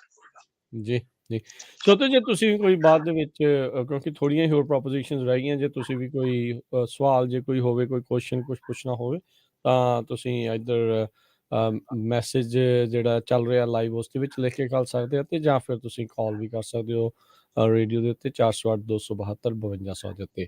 ਸੋ ਇਸ ਤੋਂ ਅਗਲੀ ਪ੍ਰੋਪੋਜੀਸ਼ਨ ਵੱਲ ਵਧੀਏ ਜੀ ਫਿਰ ਆਪਾਂ। ਜੀ ਸੋ ਪ੍ਰੋਪੋਜੀਸ਼ਨ 28 ਐਜੂਕੇਸ਼ਨ ਦੇ ਨਾਲ ਮਿਊਜ਼ਿਕ ਤੇ ਆਰਟ ਦੀ ਜਿਹੜੀ ਆ ਉਸ ਦੇ ਨਾਲ ਸੰਬੰਧਿਤ ਆ। ਸੋ ਹਰਫਤਿਹ ਕਰਿਓ ਜੀ ਐਕਸਪਲੇਨ ਕੀ ਹੈ ਪ੍ਰੋਪੋਜੀਸ਼ਨ 28। ਪ੍ਰੋਪੋਜੀਸ਼ਨ 28 ਕਾਫੀ ਥੋੜੀ ਲੰਬੀ ਚੌੜੀ ਪ੍ਰੋਪੋਜੀਸ਼ਨ ਆ। ਉਹ ਕਹਿੰਦੇ ਵੀ ਬੇਸਿਕਲੀ ਜਿਹੜੀ ਕਲਾ ਜਾਂ ਸੰਗੀਤ ਦੀ ਪੜ੍ਹਾਈ ਆ, ਆਰਟਸ ਜਾਂ ਮਿਊਜ਼ਿਕ ਐਜੂਕੇਸ਼ਨ ਆ ਸਕੂਲਾਂ ਵਿੱਚ ਨਾ K to 12 ਜਿਹੜੇ ਸਕੂਲ ਨੇ ਵੀ ਉਹਨਾਂ ਲਈ ਵਧੇਰੇ ਫੰਡਿੰਗ ਦੀ ਲੋੜ ਆ। ਉਹ ਕਹਿੰਦੇ ਵੀ ਸਿਰਫ ਆਪਾਂ ਨੂੰ ਵੀ ਉਸ ਤਰ੍ਹਾਂ ਦੀ ਰੁਚੀਆਂ ਲਈ ਵੀ ਬੱਚਿਆਂ 'ਚ ਡਿਵੈਲਪ ਕਰਵਾਉਣੇ ਚਾਹੁੰਦੇ ਨੇ, ਤੇ ਉਹਨਾਂ ਨੂੰ ਵੀ ਉਹਦੇ ਹੱਕ ਜੇ ਹਾਂ ਦੀ ਵੋਟ ਪਾਉਣ ਇਸ ਪ੍ਰੋਪੋਜੀਸ਼ਨ 28 ਉੱਤੇ 28 ਉੱਤੇ ਤਾਂ ਕੁਝ ਗੱਲਾਂ ਹੋਣਗੀਆਂ। ਇੱਕ ਤਾਂ ਹੋਊਗੀ ਵੀ ਜਿਹੜੀ ਕਿੰਡਰਗਾਰਟਨ ਤੋਂ ਲੈ ਕੇ 12ਵੀਂ ਤੱਕ ਦੇ ਵਿਦਿਅਕ ਅਦਾਰੇ ਨੇ, ਜਿਵੇਂ ਸਕੂਲ ਜਾਂ ਸਕੂਲ ਡਿਸਟ੍ਰਿਕਟ ਨੇ, ਉਹਨਾਂ ਨੂੰ ਲਾਜ਼ਮੀ ਜਿਹੜੀ ਲੋਕਲ ਗਵਰਨਮੈਂਟ ਆ, ਸਥਾਨਕ ਲੋਕਲ ਗਵਰਨਮੈਂਟ ਤੇ ਜਾਂ ਸਟੇਟ ਵੱਲੋਂ ਜਿਹੜਾ ਬਜਟ ਮਿਲਦਾ, ਉਹਦਾ 1% ਹਿੱਸਾ ਉਹਨਾਂ ਨੂੰ ਮਿਊਜ਼ਿਕ ਤੇ ਜਾਂ ਆਰਟ ਲਈ ਖਰਚਣਾ ਪੈਣਾ ਵਾ। ਵੀ ਉਹਨੂੰ ਦਿੱਤਾ ਜਾਊਗਾ ਵੀ ਤੁਸੀਂ ਮਿਊਜ਼ਿਕ ਤੇ ਆਰਟ ਲਈ 1% ਹਿੱਸਾ ਪੱਕਾ ਖਰਚਣਾ। ਦੂਸਰੀ ਜਿਹੜੀ ਚੀਜ਼ ਆ ਵੀ ਜਿਹੜੇ ਸੋਸ਼ਲ ਇਕਨੋਮਿਕ ਤੌਰ ਤੇ ਜਾਂ ਆਪਾਂ ਕਹਦੇ ਵੀ ਆਰਥਿਕ ਤੌਰ ਤੇ ਪੱਛੜੇ ਵਰਗਾਂ ਨਾਲ ਸੰਬੰਧਿਤ ਵਿਦਿਆਰਥੀ ਜਿਹੜੇ ਸਕੂਲਾਂ ਵਿੱਚ ਗਿਣਤੀ ਵੱਧ ਹੋਊਗੀ, ਮਤਲਬ ਜਿਹੜੇ ਜਾਣੀ ਕਿ ਸਕੂਲ ਥੋੜੇ ਪਿੱਛੇ ਰਹਿੰਦੇ ਨੇ, ਉਹਨਾਂ ਨੂੰ ਆਰਟ ਐਂਡ ਮਿਊਜ਼ਿਕ ਲਈ ਹੋਰ ਵੀ ਵੱਧ ਫੰਡਿੰਗ ਮਿਲੂਗੀ। ਤੇ ਤੀਸਰੀ ਚੀਜ਼ ਜਿਹੜੀ ਲਾਜ਼ਮੀ ਹੋਊਗੀ ਉਹ ਵੀ ਜੇ ਤੁਹਾਡੇ ਸਕੂਲ ਵਿੱਚ 500 ਤੋਂ ਵੱਧ ਸਟੂਡੈਂਟ ਨੇ, ਵਿਦਿਆਰਥੀ ਨੇ, ਤਾਂ ਜਿਹੜੀ ਫੰਡਿੰਗ ਤੁਹਾਨੂੰ ਮਿਲ ਰਹੀ ਹੈ ਐਕਸਟਰਾ ਹੈ, ਉਹਦਾ 80% ਹਿੱਸਾ ਤੁਸੀਂ ਅਧਿਆਪਕਾਂ ਨੂੰ ਯਾਨੀ ਕਿ ਨੌਕਰੀ ਤੇ ਰੱਖਣ ਲਈ ਵਰਤਣਾ। ਮਤਲਬ ਇਹ ਨਹੀਂ ਹੋਊਗਾ ਵੀ ਤੁਸੀਂ ਕਹਿ ਦੋ ਕਿ ਹਾਂ 80% ਹਿੱਸਾ ਆਪਾਂ ਜਾਂ 70% ਹਿੱਸਾ ਆਪਾਂ ਸਿਰਫ ਕਲਾਸਰੂਮ ਬਣਾਉਣ ਲਈ ਖਰਚ ਲਈਏ। ਉਹ ਇਹ ਵੀ ਨਾਲ ਕਹਿ ਰਹੇ ਨੇ ਵੀ ਪੜ੍ਹਾਈ ਮੈਨੂੰ ਜੇ ਤੁਹਾਡੇ 500 ਤੋਂ ਵੱਧ ਸਟੂਡੈਂਟ ਤੁਹਾਡੇ ਸਕੂਲ ਵਿੱਚ, ਤਾਂ 80% ਹਿੱਸਾ ਜਿਹੜਾ ਹੈਗਾ ਉਹ ਆਰਟ ਐਂਡ ਮਿਊਜ਼ਿਕ ਜਿਹੜੇ ਟੀਚਰ ਨੇ ਉਹਨਾਂ ਨੂੰ ਨੌਕਰੀ ਤੇ ਰੱਖਣ ਲਈ, ਉਹਨਾਂ ਨੂੰ ਤਨਖਾਹ ਦੇਣ ਲਈ ਵਰਤਿਆ ਜਾਵੇ। ਠੀਕ ਹੈ। ਤੇ ਜਿਹੜਾ ਬਾਕੀ 20% ਹਿੱਸਾ ਹੋਊਗਾ ਉਹ ਤੁਸੀਂ ਜਿਹੜੀ ਉਹਦੀ ਐਜੂਕੇਸ਼ਨ ਆ ਜਾਂ ਉਹਦੇ ਮਟੀਰੀਅਲ ਨੇ ਉਸ ਕਲਾਸਾਂ ਲਈ, ਉਹਨਾਂ ਤੇ ਵਰਤੋਗੇ basically. So basically K-12 K ਤੋਂ ਲੈ ਕੇ 12 ਕਿੰਡਰਗਾਰਟਨ ਤੋਂ 12ਵੀਂ ਤੱਕ ਇਹ ਐਜੂਕੇਸ਼ਨ ਫੰਡਿੰਗ ਇੱਕ ਇਨੀਸ਼ੀਏਟਿਵ ਜਿਹੜਾ ਇਹ ਬਣਾਉਣ ਦੀ ਕੋਸ਼ਿਸ਼ ਹੈ, ਤੇ ਨਾਲ ਦੇ ਨਾਲ ਉਹਦੇ ਵਿੱਚ ਟਰਾਈ ਇਹਨਾਂ ਦੀ ਕੋਸ਼ਿਸ਼ ਹੈ, ਕਹਿ ਤਾਂ ਇਹੀ ਰਹੇ ਆ ਵੀ 80% ਜਿੱਦਾਂ 500 ਤੋਂ ਵੱਧ ਵਾਲੇ ਵਿਦਿਆਰਥੀਆਂ ਦੇ ਜਿਹੜੇ ਸਕੂਲ ਆ ਉਹ 80% ਇੰਪਲੋਇੰਗ ਟੀਚਰਸ ਨੂੰ ਇੰਪਲੋਏ ਕਰਨ ਦੇ ਲਈ, ਤੇ 20% ਜਿਹੜਾ ਟ੍ਰੇਨਿੰਗ ਤੇ ਮਟੀਰੀਅਲ ਦੇ ਲਈ। ਕੌਣ ਇਹਦੇ ਓਪੋਨੈਂਟ, ਕੌਣ ਇਹਦੇ ਸਪੋਰਟਰਸ ਆ, ਉਸ ਦੇ ਬਾਰੇ ਵੀ ਜੇ ਤੁਸੀਂ ਦੱਸੋ। ਕੋਈ ਖਾਸ ਓਪੋਨੈਂਟ ਨਹੀਂ ਹੈਗੇ ਇਹਦੇ ਹੱਕ 'ਚ। ਕੈਲੀਫੋਰਨੀਆ ਟੀਚਰ ਐਸੋਸੀਏਸ਼ਨ ਆ ਮੇਨਲੀ, ਤੇ ਇਹਦਾ ਕੋਈ ਖੁੱਲ੍ਹੇਆਮ ਕੋਈ ਇਹਨਾਂ ਦੇ ਹੱਕ 'ਚ ਜਾਂ ਕੋਈ ਖਾਸ ਕੋਈ ਵੋਟ ਨਹੀਂ ਆਇਆ ਹੈਗਾ ਪ੍ਰੋਪੋਜ਼ਿਸ਼ਨ, ਯਾਨੀ ਕਿ ਕਿਉਂਕਿ ਬਹੁਤ ਲੋਕਾਂ ਦੇ 26-27 ਵਾਲਾ 28 ਜਾਣੀ ਕਿ ਜਿਵੇਂ ਚੁੱਪ ਚਪੀਤਾ ਜਿਹਾ ਹੀ ਖੜਾ ਵਾ ਪ੍ਰੋਪੋਜ਼ਿਸ਼ਨ ਰਾਈਟ ਨਾਓ। ਨਹੀਂ ਠੀਕ ਹੈ ਜੀ। ਸੋ ਇਹ ਸਾਰੀਆਂ ਚੀਜ਼ਾਂ ਜਿਹੜੀਆਂ ਇਸ ਟਾਈਮ ਚੱਲ ਰਹੀਆਂ ਹੈਗੀਆਂ। ਤੇ ਇਸ ਤੋਂ ਅਗਲੀ ਪ੍ਰੋਪੋਜ਼ਿਸ਼ਨ ਕਿਹੜੀ ਹੈ ਜੀ, ਨੰਬਰ 29 ਦੇ ਉੱਤੇ ਜੇ ਵਧੀਏ ਤਾਂ? ਆਈ ਥਿੰਕ ਮੈਨੂੰ ਲੱਗਦਾ ਇਹ ਪਿਛਲੇ 5 ਸਾਲਾਂ 'ਚ ਤੀਜੀ ਵਾਰ ਡਾਇਲਿਸਿਸ ਕਲੀਨਿਕ ਬਾਰੇ ਇਹਨਾਂ ਫਿਰ ਪ੍ਰੋਪੋਜ਼ਿਸ਼ਨ ਆਈ ਹੈਗੀ। ਹਰੇਕ ਯਾਨੀ ਕਿ ਇਲੈਕਸ਼ਨ ਡਾਇਲਿਸਿਸ ਕਲੀਨਿਕ ਬਾਰੇ ਕੋਈ ਨਿਊ ਪ੍ਰੋਪੋਜ਼ਿਸ਼ਨ ਆ ਜਾਂਦੀ ਹੈ, ਤੇ ਕਦੇ ਕੁਛ ਚੇਂਜ ਕਰਨਾ ਚਾਹੁੰਦੇ, ਕਦੇ ਕੁਛ ਚੇਂਜ ਕਰਨਾ ਚਾਹੁੰਦੇ ਨੇ। ਜਿਹੜੀ ਇਸ ਵਾਰ ਆਈ ਆ ਉਹ ਚਾਹੁੰਦੇ ਨੇ ਵੀ ਡਾਇਲਿਸਿਸ ਕਲੀਨਿਕ ਲਈ ਥੋੜੇ ਨਵੇਂ ਨਿਯਮ ਬਣਾਏ ਜਾਣ। ਇੱਕ ਤਾਂ ਹੈਗੇ ਵੀ ਜੇ ਤੁਸੀਂ ਹਾਂ ਦੀ ਵੋਟ ਪਾਉਂਦੇ ਹੋ, ਉਹਦਾ ਮਤਲਬ ਹੋਊਗਾ ਕਿ ਕਲੀਨਿਕ ਵਿੱਚ ਜੇ ਮਰੀਜ਼ ਦਾ ਜੋ ਇਲਾਜ ਹੋਣਾ ਡਾਇਲਿਸਿਸ ਲਈ ਉਹਦਾ ਹੋਣਾ, ਤਾਂ ਉੱਥੇ ਘੱਟੋ ਘੱਟ ਇੱਕ ਡਾਕਟਰ ਜਾਂ ਨਰਸ ਪ੍ਰੈਕਟੀਸ਼ਨਰ ਜਾਂ ਫਿਜ਼ੀਸ਼ੀਅਨ ਅਸਿਸਟੈਂਟ ਉੱਥੇ ਮੌਜੂਦ ਹੋਵੇ। ਇਹ ਜਿਹੜਾ ਮੇਨ ਨਿਯਮ ਉਹ ਚਾਹੁੰਦੇ ਨੇ ਵੀ ਹਾਂ ਪਾਸ ਹੋਵੇ। ਇਸ ਤੋਂ ਇਲਾਵਾ ਇਹ ਵੀ ਨਿਯਮ ਹੋਊਗਾ ਵੀ ਜੇ ਜਿਹੜੀਆਂ ਡਾਇਲਿਸਿਸ ਕਲੀਨਿਕ ਤੇ ਕਈ ਵਾਰ ਮਰੀਜ਼ ਨੂੰ ਕੋਈ ਇਨਫੈਕਸ਼ਨ ਹੋ ਜਾਂਦੀ ਹੈ ਨਾ, ਤਾਂ ਉਹਦੀ ਮੈਂਡੇਟਰੀ ਰਿਪੋਰਟਿੰਗ ਕੀਤੀ ਜਾਵੇ ਸਟੇਟ ਨੂੰ, ਵੀ ਉਹ ਕਲੀਨਿਕ ਦੱਸੇ ਵੀ ਹਾਂ ਸਾਡੇ ਕਲੀਨਿਕ ਦੇ ਬੰਦਾ ਆਇਆ ਸੀ, ਸਾਡੇ ਕੋਈ ਅਣਗਹਿਲੀ ਜਾਂ ਸਾਡੇ ਘਰ ਕਿਸੇ ਪ੍ਰੋਬਲਮ ਕਰਕੇ ਇਹਨੂੰ ਇਨਫੈਕਸ਼ਨ ਹੋ ਗਈ ਸਾਡੇ ਇੱਥੇ ਆਉਣ ਕਰਕੇ, ਸਾਡੇ ਇਲਾਜ ਕਰਕੇ। ਜਾਂ ਉਹ ਇਹ ਵੀ ਚਾਹੁੰਦੇ ਨੇ ਵੀ ਇੰਸ਼ੋਰੈਂਸ ਦੇ ਆਧਾਰ ਤੇ ਇਹ ਨਾ ਦੇਖਿਆ ਜਾਵੇ ਕਿਹੜੇ ਬੰਦੇ ਦੀ ਇੰਸ਼ੋਰੈਂਸ ਵਧੀਆ, ਕਿਹੜੇ ਇੰਸ਼ੋਰੈਂਸ ਘੱਟ ਵਧੀਆ, ਵੀ ਹਰੇਕ ਮਰੀਜ਼ ਨੂੰ ਹਰੇਕ ਡਾਇਲਿਸਿਸ ਕਲੀਨਿਕ ਜਿਹੜਾ ਹੈਗਾ ਉਹਦਾ ਇਲਾਜ ਕਰੇ। ਠੀਕ ਹੈ। ਇਹ 3 ਮੇਨ ਚੀਜ਼ਾਂ ਨੇ ਜੋ ਇਹ ਜੰਗ ਪਾਸ ਕਰਵਾਉਣਾ ਚਾਹੁੰਦੇ ਨੇ। ਓਕੇ, ਸੋ ਕੌਣ ਹੱਕ 'ਚ, ਕੌਣ ਅਗੇਂਸਟ ਹੈ ਜਿਹੜੇ ਇਸ ਟਾਈਮ? ਹੱਕ 'ਚ ਤੇ ਮੇਨਲੀ ਹੈਗੇ ਆ ਜਿਹੜੀ ਡੈਮੋਕ੍ਰੈਟਿਕ ਪਾਰਟੀ ਆ ਕੈਲੀਫੋਰਨੀਆ ਦੀ, ਤੇ ਇਹਦੇ ਉਲਟ ਹੈਗੀ ਆ ਜਿਹੜੀ ਰਿਪਬਲਿਕਨ ਪਾਰਟੀ। ਇਹਦੇ ਤੇ ਜਿਹੜੇ ਡਾਇਲਿਸਿਸ ਕਲੀਨਿਕ ਚਲਾਉਣ ਵਾਲੀ ਕੰਪਨੀਆਂ ਨੇ ਉਹ ਵੀ ਨਹੀਂ ਚਾਹੁੰਦੀਆਂ ਕਿ ਨਵੇਂ ਨਿਯਮ ਬਣਨ। ਤੇ ਇਹਦੇ ਆਲਸੋ ਦੇ ਹੱਕ 'ਚ ਹੈਗੀਆਂ ਜਿਹੜੀ United health care worker labour union ਆ, ਜਿਹੜੀ ਹੈਲਥ ਕੇਅਰ ਜਿਹੜੇ ਕੰਮ ਨੇ ਉਹਨਾਂ ਨੂੰ ਰਿਪਰੈਜ਼ੈਂਟ ਕਰਦੀ ਆ, ਉਹ ਵੀ ਦੇ ਹੱਕ 'ਚ ਆ। ਸੋ ਇਹਦੇ ਵਿੱਚ ਜਿਹੜੇ ਹੱਕ ਵਾਲੇ ਉਹ ਚਾਹੁੰਦੇ ਆ ਵੀ ਆਲ ਦਾ ਟਾਈਮ 1-2 ਜਾਣੇ ਜਿਹੜੇ ਉੱਥੇ ਡਾਕਟਰ ਤੇ ਜਿਹੜੇ ਨਰਸ ਆ ਉੱਥੇ ਉਹ ਹੋਣ, ਤੇ ਪਰ ਕਿਉਂਕਿ ਜਿਹੜੇ ਡਾਕਟਰ ਦੇ ਨਰਸ ਨਹੀਂ, ਨਰਸਸ ਤਾਂ ਪਹਿਲਾਂ ਹੀ ਹੁੰਦੀਆਂ ਨੇ।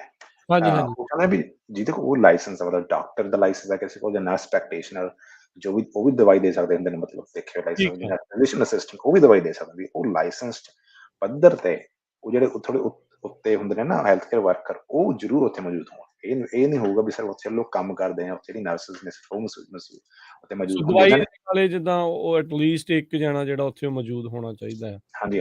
ਜਿਹੜੇ ਡਾਇਲਿਸਿਸ ਚਲਾਉਣ ਵਾਲੇ ਮੈਂ ਦੇਖ ਰਿਹਾ ਸੀਗਾ ਵੀ ਕਈ ਥਾਵਾਂ ਤੇ ਕਹਿੰਦੇ ਵੀ ਇਹਦੇ ਨਾਲ ਤੁਸੀਂ ਇੱਕ ਹਿਸਾਬ ਦੇ ਨਾਲ ਭਾਰ ਪਾ ਰਹੇ ਆ, ਅਸੀਂ ਅਫੋਰਡ ਨਹੀਂ ਬੇਸਿਕਲੀ ਕਰ ਸਕੂਗੇ, ਤੇ ਫਿਰ ਇਹ ਜਿਹੜੇ ਡਾਇਲਿਸਿਸ ਵਾਲੇ ਬੰਦ ਹੋ ਜਾਣਗੇ, ਲੋਕਾਂ ਦੇ ਜੀਵਨ ਦੇ ਨਾਲ ਵੀ ਜਿਹੜੀ ਇਹ ਖੇਡ ਰਹੇ ਆ। ਜਦੋਂ ਵੀ ਪ੍ਰੋਪੋਜੀਸ਼ਨ ਕੋਈ ਆਉਂਦਾ ਡਾਇਲਿਸਿਸ ਬਾਰੇ, ਇਹੀ ਉਹਨਾਂ ਨੇ ਯੂਜੂਅਲੀ ਕਹਿਣਾ ਹੁੰਦਾ ਕਿ ਇਹ ਬੰਦ ਹੋ ਜਾਣਗੇ। ਕਿ ਓਕੇ। ਅਸੀਂ ਇਹ ਨਹੀਂ ਕਹਿ ਰਹੇ ਕਿ ਤੁਸੀਂ ਹੱਕ 'ਚ ਵੋਟ ਪਾਓ, ਨਾ ਦਿਓ ਵੋਟ ਪਾਓ, ਹਾਂ। ਪਰ ਯਾਨੀ ਕਿ ਪਿਛਲੇ ਮੈਨੂੰ ਲੱਗਦਾ ਵੀ ਲਗਾਤਾਰ ਤੀਜੀ ਇਲੈਕਸ਼ਨ ਆ ਜਿੱਥੇ ਫਿਰ ਡਾਇਲਿਸਿਸ ਬਾਰੇ ਕੋਈ ਨਾ ਕੋਈ ਨਵਾਂ ਪ੍ਰੋਪੋਜੀਸ਼ਨ ਆ ਰਿਹਾ। ਤੇ ਹਰ ਸੋ ਵਾਰ ਇਹ ਕਦੀ ਯਾਨੀ ਕੋਈ ਇਸ ਚੀਜ਼ ਦੇ ਉੱਤੇ ਲੱਗਦਾ ਕਦੀ ਸਟੇਬਿਲਿਟੀ ਵੀ ਜਿਹੜੀ ਉਹ ਆ ਸਕੇਗੀ ਕਿ ਜਿੱਦਾਂ ਹੁਣ ਪ੍ਰੋਪੋਜੀਸ਼ਨ 1 ਆ, ਫਿਰ ਸੰਵਿਧਾਨ ਦੇ ਵਿੱਚ ਹੀ ਕੋਈ ਪੱਕੀ ਅਮੈਂਡਮੈਂਟ ਡਾਇਲਿਸਿਸ ਨੂੰ ਲੈ ਕੇ ਕਰ ਹੀ ਦੇਣੀ ਚਾਹੀਦੀ, ਇਦਾਂ ਲੱਗਦਾ ਹੈ ਜਿੱਦਾਂ ਇਹ ਖੇਡ ਚੱਲ ਰਹੀ ਹੈ ਇਸ ਟਾਈਮ ਡਾਇਲਿਸਿਸ ਨੂੰ ਲੈ ਕੇ। ਮੇਰੀ ਪਰਸਨਲ ਜੋ ਆਪਾਂ ਇੱਥੇ ਗੱਲ ਘੁੰਮ ਕੇ ਆਉਂਦੀ ਹੈ ਕਿ ਵੋਟ ਪਾਉਂਦਾ ਕੌਣ ਆ।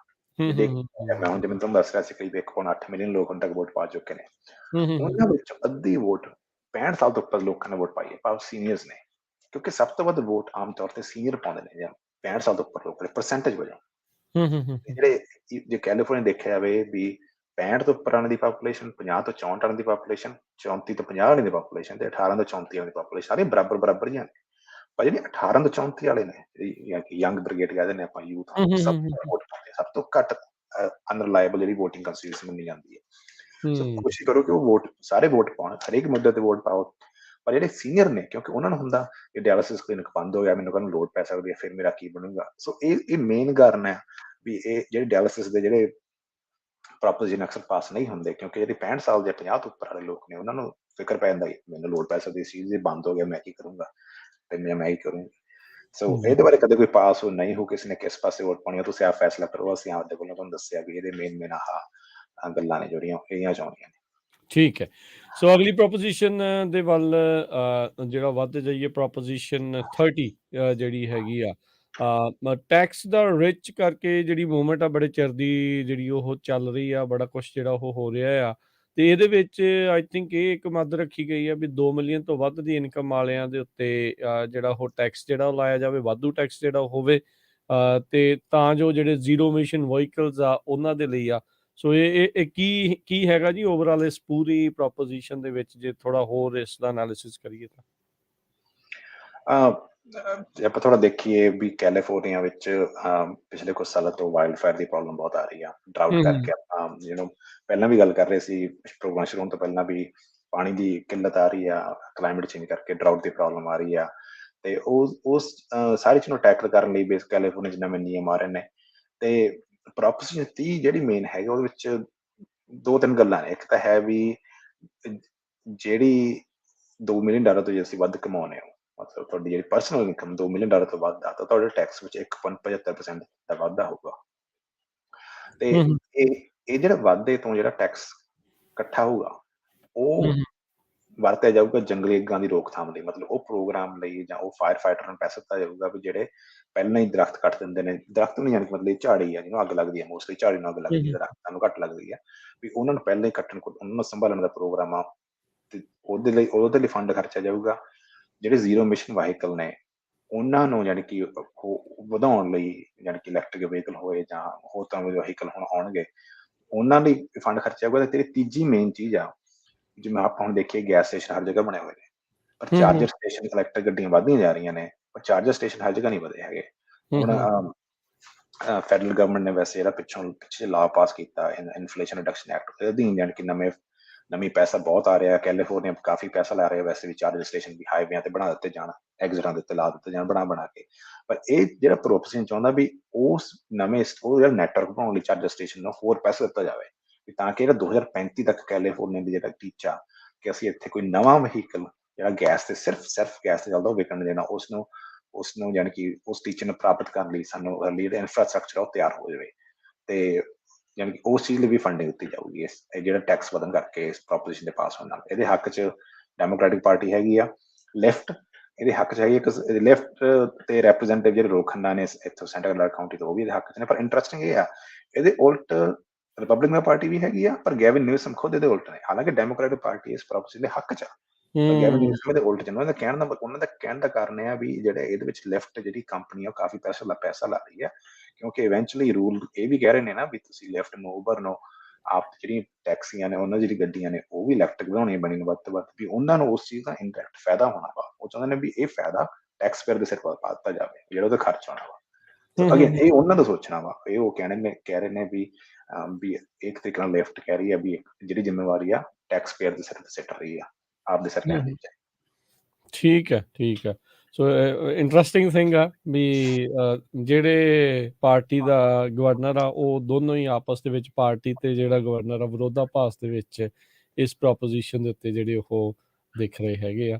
ਯੂਜਲੀ ਘੱਟ ਹੁੰਦਾ ਵੀ ਇੱਕੋ ਚੀਜ਼ ਦੇ ਉੱਤੇ ਰਿਪਬਲਿਕਨ ਪਾਰਟੀ ਤੇ ਗਵਰਨਰ ਨਿਊਸੋਮਾ ਇਕੱਠੇ ਜਿਹੜੇ ਆ ਉਹ ਇੱਕੋ ਮੰਚ ਦੇ ਉੱਤੇ ਕਿਸੇ ਪ੍ਰੋਪੋਜੀਸ਼ਨ ਦੇ ਉੱਤੇ ਜਿਹੜੇ ਦੇਖਣ ਨੂੰ ਜਿਹੜੇ ਮੰਨ। ਸੋ ਓਵਰਆਲ 2 ਮਿਲੀਅਨ ਤੋਂ ਵੱਧ ਇਨਕਮ ਵਾਲੇ ਲੋਕਾਂ ਦੇ ਉੱਤੇ 0.2% ਜਿਹੜਾ ਇਹ ਸਪੈਸ਼ਲ ਟੈਕਸ ਜਿਹਦਾ ਸਾਰੇ ਦਾ ਸਾਰਾ ਕਹਿੰਦੇ ਵੀ ਉਹ ਟੈਕਸ ਜਿਹੜਾ ਉਹਨਾਂ ਨੇ ਕਲੈਕਟ ਕਰਨਾ ਆ ਉਹ ਜ਼ੀਰੋ ਐਮਿਸ਼ਨ ਵਹੀਕਲ ਦੀ ਸਬਸਿਡੀਜ਼ ਦੇ ਲਈ ਤੇ ਉਹਦੇ ਇਨਫਰਾਸਟ੍ਰਕਚਰ ਦੇ ਲਈ। ਮੈਂ ਇੱਕ ਵਾਰੀ ਸੁਣਿਆ ਸੀਗਾ ਗਵਰਨਰ ਨਿਊਸਮ ਕਹਿੰਦੇ ਉਹ ਜਿੱਦਾਂ ਤੁਸੀਂ ਕਿਹਾ ਵੀ ਇਹ ਸਿਰਫ ਤੇ ਸਿਰਫ ਫਿਰ ਇੱਕ ਕੰਪਨੀ ਨੂੰ ਜਿਹੜਾ ਉਹ ਫਾਇਦਾ ਹੋਣ ਵਾਲੀ ਚੀਜ਼ ਜਿਹੜੀ ਉਹ ਬਣਦੀ ਆ। ਪਰ ਇਹ ਹੁਣ ਦੇਖਣਾ ਆ ਹੁਣ 2035 ਤੋਂ ਤੁਸੀਂ ਆਪ ਹੀ ਇਹ ਹੁਣ ਸਾਈਨ ਕੀਤੇ ਆ ਵੀ ਸਾਰਾ ਕੁਝ ਇਲੈਕਟ੍ਰਿਕ ਜਿਹੜਾ ਆਪਾਂ ਕਰਨਾ ਆ, ਇਨਫਰਾਸਟ੍ਰਕਚਰ ਕਿੱਦਾਂ ਬਣਾਉਣਾ ਹੈ, ਕਿਵੇਂ ਹੋਣਾ ਆ। ਸੋ ਮੇਜਰ ਚੈਲੰਜਸ ਅਹੈਡ। ਸੋ ਇਹ ਪ੍ਰੋਪੋਜੀਸ਼ਨ 30 ਜਿਹੜੀ ਉੱਦਾਂ ਹੋਰ ਆਪਾਂ ਦੇਖੀ ਆ। ਸੋ ਪ੍ਰੋਪੋਜੀਸ਼ਨ 31 ਜਿਹੜੀ ਆ ਉਹ ਕੀ ਆਖਦੀ ਆ ਜੀ? ਨੈਂਦ, do you want to explain? ਤੁਸੀਂ ਕਰਨ ਚਾਹੁੰਦੇ ਆ ਮੈਂ ਕਰਾਂ? ਓਕੇ। ਅਕਸਰ ਅੱਜ ਕੱਲ੍ਹ ਗੈਸ ਸਟੇਸ਼ਨ ਤੇ ਜਾਓ ਨਾ ਤਾਂ ਪ੍ਰੋਪੋਜੀਸ਼ਨ 31 ਬਾਰੇ ਕਾਫੀ ਯਾਨੀ ਕਿ ਬੋਰਡ ਵਗੈਰਾ ਲੱਗੇ ਮਿਲ ਜਾਂਦੇ ਨੇ। ਮੇਬੀ ਸਨਬੇਰੀ ਤਾਂ ਮੈਨੂੰ ਬਹੁਤ ਦੇਖਣ ਨੂੰ ਮਿਲਦੇ ਨੇ ਪ੍ਰੋਪੋਜੀਸ਼ਨ 31 ਬਾਰੇ, ਹੈ ਨਾ। 2020 ਚ ਕੈਲੀਫੋਰਨੀਆ ਨੇ ਇੱਕ ਕਾਨੂੰਨ ਪਾਸ ਕੀਤਾ ਸੀਗਾ ਕਿ ਜਿਹੜਾ ਸਵਾਦ ਵਾਲਾ ਤੰਬਾਕੂ ਆ ਨਾ, ਫਲੇਵਰਡ ਟੋਬੈਕੋ,